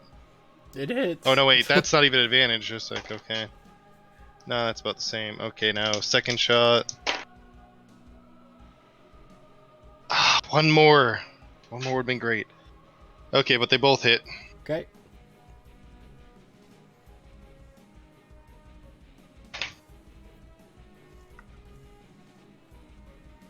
So that's 8 plus 6 plus 6, so 20 damage. You do a massive amount of damage from Wait, the 20 interior. Plus the hex. Oh yeah. Sorry, I'm not used to things. Alright, warlock stuff, hex stuff. I think it's just an extra. So he takes +4 for +4. a hit. Okay, perfect. Okay, so you go ahead and fire off your palm pistol, bang bang, as everybody else notices this kind of roiling and bubbling within the large beast. That ends your turn. You can't move. Yep. That's about it. The two on the bridge are Oh, just gonna wait, he's stay hexed. bridged. He's hexed, so I want to... Just a sec. I think I can do something. Relentless Hex. As a bonus action, you can magically teleport up to 30 feet to an unoccupied space within 5 feet of the cursed target. Man, I could have done that a while ago. There you go. You So do I just so. Where do you Warp go? out the Froggo. Hey. You're staying right next to him. It's within 5 feet of him. Okay. And I can't run because he'll hit me. Okay. So then ends your turn. The other two frogs on the bridge are just gonna stay there in a stalwart defense. And Eloise, you are up. Wait, no, my zombie. Oh my god, you're right. Holy My shit. zombie that is immune to poison. He is. Go ahead. So as a bonus action, he's just gonna drop the corpse. Okay. Because I'm realizing he probably can't use his attack. So it's gonna be +6 to hit with the tendril. 8 + 6, 14. That hits. Okay. So it is 2d8 necrotic. Hey, by the way, guys, if this guy breaks free, we're fucked. I mean, what? Who said that? So that is 9 + 4. So 13 damage, and his max health is reduced by 3. Oh shit. Oh no, reduced by d6. By 5. Okay. Shit. Okay. Okay. I think he does get a charisma save each turn. Let me see. I have this thing. Yeah, he does, because this is your summon, right? Yeah, this the demon. Yep. He fails it. Good, good. Okay. Now it's your turn, Eloise. Rolling for recharge. I got a 6. It's recharged. Sorry, go ahead. Woo! No worries. I'm going to... I'm gonna go... I know I just saw Ollie get 8, but... And then pop out. And then he popped out. So I'm gonna... bonus action Healing Word at 2nd level. Oh, I rolled max, so you get 13 hit points back. Sweet. That is my bonus action, so... I don't want to get swallowed by this massive thing, but I also don't want both of those frogs to hit me. I'll take it up with the frogs. I will go up to this one and just hit it with my hand axe. Okay, go ahead and roll the hit. Oh, 12. Does not hit. Okay, that's fine.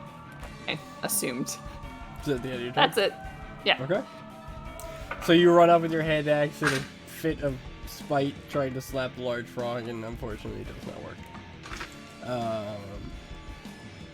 Big boy at this point is up, and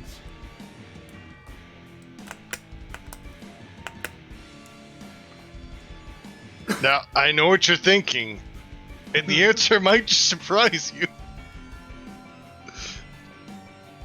huh. Okay. I'm gonna roll a d20. 1 to 10 is Chauncey. 11 to 20 is Ollie. 15. Ollie. So I this disagree time with these rules now. he does not attempt to swallow you, but you see him kind of like back up, and he vomits a large pile of bile onto you. I need a dexterity saving throw.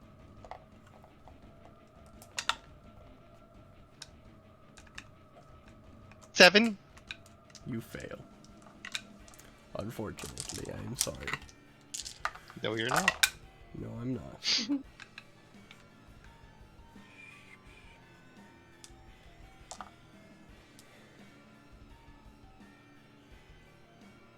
Holy shit. 30 points of poison damage?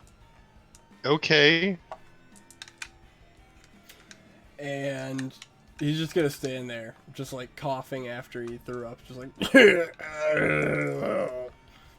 So do I need to make a save? No, it was dex For save, the but you demon? failed it. Oh well, yeah. It'll be a 15 concentration check.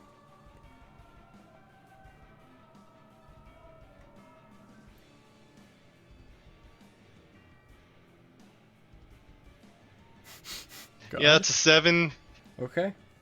The demon has broken loose from his concentration. I believe in part of the cell it does say it just attacks the nearest life form. Yes, it does. Kind of sucks to be a slave chained to a wall right now, though, because it can also fly. Oh, jeez.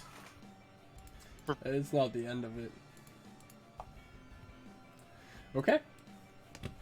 That's gonna end his turn, and Bongo, without a gun now, is gonna look around from his pile of rocks and jump into the water in fear and disappear. That's gonna end that turn. No more frogs, because they're all dead and ran away. Chauncey, you're up. I'm gonna bonus action move my hex to big guy who just wrecked Ollie, Mm-hmm. and just take all shots at him. All four? All 4. Let him rip. 24. Hit. Another 24. Hit. 19. Hit. And 17. Hit. Okay. So that's 6. Do a calculator. Okay. So 13 on the first one. All right, 13. 3 plus 10. So another 13. 26. Hold on, wait, that's not right. Ignore that one. Because it's this. Mm.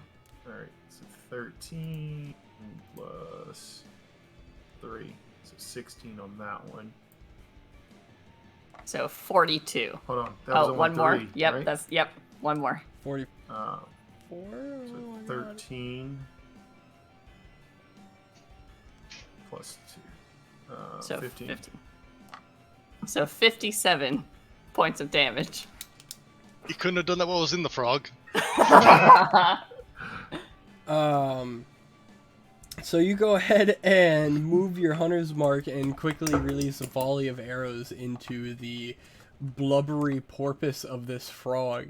And sure, the piercing wasn't doing much before, but the amount of arrows in the torrent seems to have done quite a bit of damage to him this time around, as he is now kind of like swaying around, and at this point is bloodied. Second edge turn. Yes, because that was bonus. Duck down and hide, just in case. You do so. Alright, and It's all the other froggies. These guys aren't doing anything. He's the only other one hurting people. So the Prince Frog is up. And he doesn't like what's going on here, now knowing that this guy is immune to poison.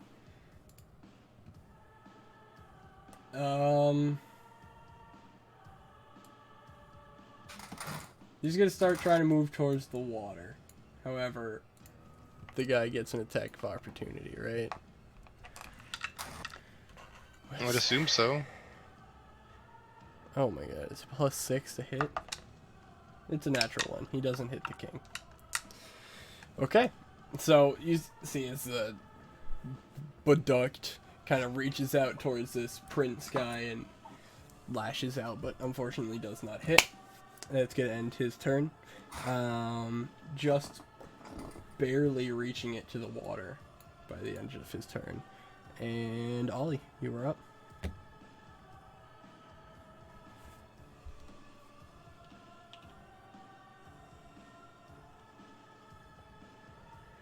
I hate doing this. I'll take the disengage action. Okay. And 5, 10, 15, 25.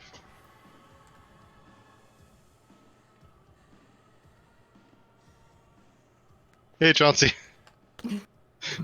So, I'm not doing great, not gonna lie.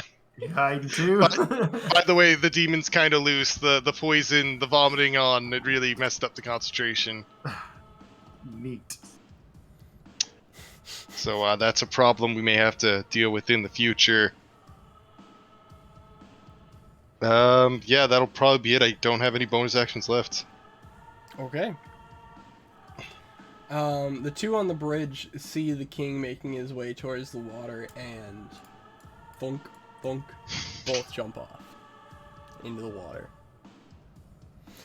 Do I get attacks of opportunity? You get one, then you get to pick which one. The one directly in front of you is the one that's hurt the most. The one that was hurt. Okay. They both were hurt a little bit, so the one directly in front would be the most. 18. That hits? Do you have Sentinel or anything? No. No. No, I definitely do not. But damage is... Oh my god. 4. Been there.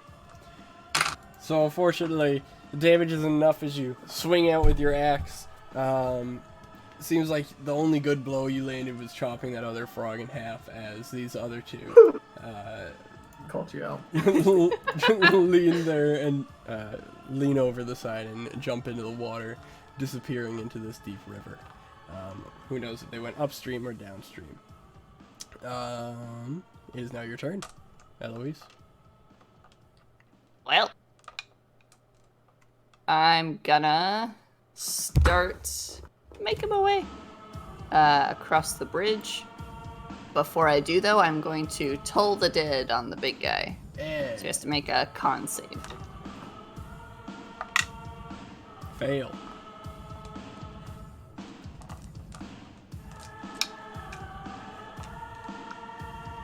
That is a 21 necrotic damage. That is enough to finish off the big guy. As you reach out and take a moment and focus on whomever your god or whatever your patron may be, and you toll the dead quickly as a large spiritual bell pops over it, filling this large frog with necromantic energy, killing it. And I gain 12 hit points. You do. Is that gonna end your turn? I didn't. Yes, that is the end of my turn. Okay. Krongo would go, but he's dead. Chauncey, you are up. So at this point there, you don't see anyone, correct? Besides the prince making a flee for the water. I will take all bonus action, move the hunter's mark, take all 4 shots at him, and then yell out, "Fight me, you coward!" Okay. Go ahead and make attacks. Come atteth me. Let's see if he is alive after to fight. 17 to hit on the first one. That hits. Yeah, 22 hits. That hits. Gotta beat a 14. Oh, well, that's a natural 1, so that won't hit. 15 on the last one, so that's 3 that hits. hits. You good? Yep, gotcha. All right, so. Met time. Oh, it was a 7 out of 1. Plus 2. So 14. 14. And then we'll go 5 plus total of 11. So 16. And then 7 plus 2. 9. 9. So 39 points of damage. It is not enough to kill him. However, Aww. it is a lot of damage.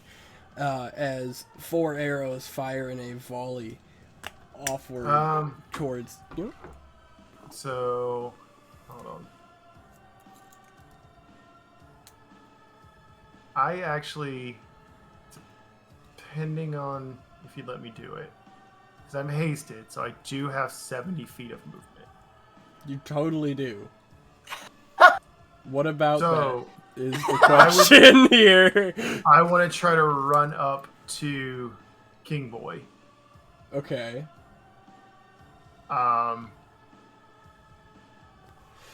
So you have 2 options. I can't really grapple him though, so You have to make a dex check in order to do it. You'd have to either make this I either gap. have to cut like this way, right? Yeah, you'd either have to cut that gap or you could have to cut this gap, like from here. Yeah. I figure cutting this gap would be easier. Yeah, one of those is a pit, so... Yeah. So basically, run out this way, jump across this way. Yeah, I'd say you just have enough to be able to get up to him, but are you doing this after you fire the arrows? Yes. Or in place? No, this is after firing.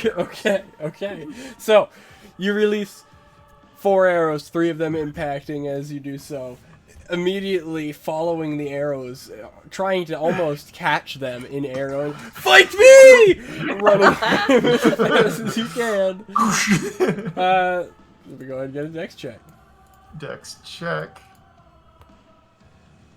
Oh, no! Well, that's a natural 1. Ooh. Total of 4. it's a good thing you didn't pick the pit. Yep. It's a very good thing you just picked the pit. I'm in the water, guys. So, you run and you jump and you make it about 10 feet short of this jump. Sure. Nowhere near where you were expecting to land. Sure. Immediately after landing in the water, there are lots and lots of frogs in this water. There are tiny frogs. There are the 2 big frogs. There are other frogs. Yep. Additionally, there are corpses and skeletons in the water, kind of slowly making their way throughout the stream. You see kind of bones floating by, as well as some stuck in debris and stuff like that. You don't fall deep enough to take damage, but you're in the river now being pulled. Yep. No Welcome problem. to Frog Town. Welcome to Frogville, population Chauncey. And frogs. One of that little frog that survived cracks its knuckles. You're in the wrong neighborhood. You're messed up now. He starts snapping. Welcome to Oz. Get 'em, boys! Alright, I assume that's gonna end your turn. Yeah, that's everything I got. Yeah. So as you leap in, the king is going to leap in directly after you. And mid-air is going to transform into just a large frog and attempt to jump into the water. I mean, he jumps in the water right next to you. I would say you guys get separated from the rush of the water to the point where you both get an attack of opportunity on each other. Sure. I guess, well, no, I do have a rapier, so I can use that. Fire an arrow and immediately just starts floating up. Doesn't matter, it's only a 13. He So I misses miss as well, so it's okay. Well, you both he kind of changed like to a frog form. Does that have lower AC? it doesn't. It's Also the same. Okay. Unfortunately, it's like a wild shape for him. He's like his natural frog form. So he jumps in the water, and as he does so, he turns into a large frog, and you kind of jab forward while being pulled back by the rushing water, and he kind of reaches out and tries to jab at you with his big old frog tongue, but no prevail. At this point, Ollie, honestly, at this point, I'm going to take it out of initiative. As you see, Chauncey, the rest of these frogs now making their way upstream as the prince is easily making his way upstream as you are being pulled away. Ollie and Eloise, you see no more frogs, as you can see now just barely with the speed that they have in the water. the large, 2 large frogs now just making their way all the way to the end of this kind of water section. Gonna pull it out of initiative, but for sake of turn order, Eloise and Ollie, what do you guys want to do while he is being sucked by the stream? I'm going to go to the other side. I'm going to click the immovable rod to steady me and reach out my hand to grab Chauncey. Damn. Alright, that's fucking good. Okay. Acrobatics or athletics with advantage.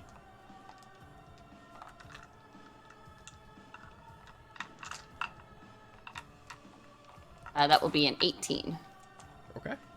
You do so. After, swift 6-7 seconds, Chauncey is already pulled deep down towards the river, towards the end of the fall, Jeez. and you kind of reach out and are able to steady him and grab him, and with his natural kind of strength and such, just that kind of lever there was able to pull him out with your help and by himself. You guys are now within the cavern, presumably empty of frogs, or from what you can see, frogs surrounded by slaves. So, for the sake of brevity, and because it's pretty late, I'm just going to go ahead and call it, and we'll do some cut and scene stuff. So, after a while of you guys poking around the cavern and poking around this frog temple, there are no signs of any more frogs here or them coming back. Whether that meaning that they might set up shop somewhere else or they might leave London forever, who knows? However, you guys did successfully complete the first and main objective, being find the missing civilians, or the source of it. After poking around and finding different things of scattered parchment and tomes, physical rock tomes etched into, you take them back to Merd, and after having them kind of researched and deciphered, the language of Toad was eventually, figured out and able to be read. Simply a grung society. These guys are slavers, they're traders, they are merciless frog people. They will do whatever they can to indoctrinate you into their home to make you their slave. It's likely Cute, though. that when you brought up singing, they were very excited to bring you into their home as a new patron for their slaves, if you will. Other than that, the missing people subject is found. You guys return back to Merd after bringing some people out. Some of the slaves stayed that were in healthier shape. You end up finding the big guy named Big J. He's able to actually lift up a couple of the people and feed people out. You find out that the plants and things like that, all of the toxins were actually a charming-like toxin. If you were to consume them, you would be enthralled to want to become a slave or to worship these frog people. And eventually, after sending units back and organizing communications of having to physically go back and forth, you eventually get everyone back in their place. But another scratch of the veil between the common world and the occult is ripped again, as many of these civilians are not magically inclined and have been struck with a not so fortunate fate. As for you three, being the experts that you are, another job well done, no issue. Heading back to Merd, getting paid, and going off to hang out for a couple months until you get pulled back for another task. Other than that, that's about it. Pew, pew, pew. Flawless execution. Frog people! I fixed my gun. First round of combat. Here we 1. Bang! Well, I just need to fit. You're eating. It happens. I can teleport out. Okay, good. Now that you're outside, he vomits on you. How is there? There wasn't this much inside of you. I was there. Other than that, guys, thank you guys so much for watching. Of course, check out Syrinscape.com/?4nerds. We should be back next week, next Friday, with our normal episode. Lee maybe should be back from Florida unless he gets trafficked, but that's a different issue entirely. He's not coming back. Thank Ran you, away guys. forever. Have a good night. Bye! Bye.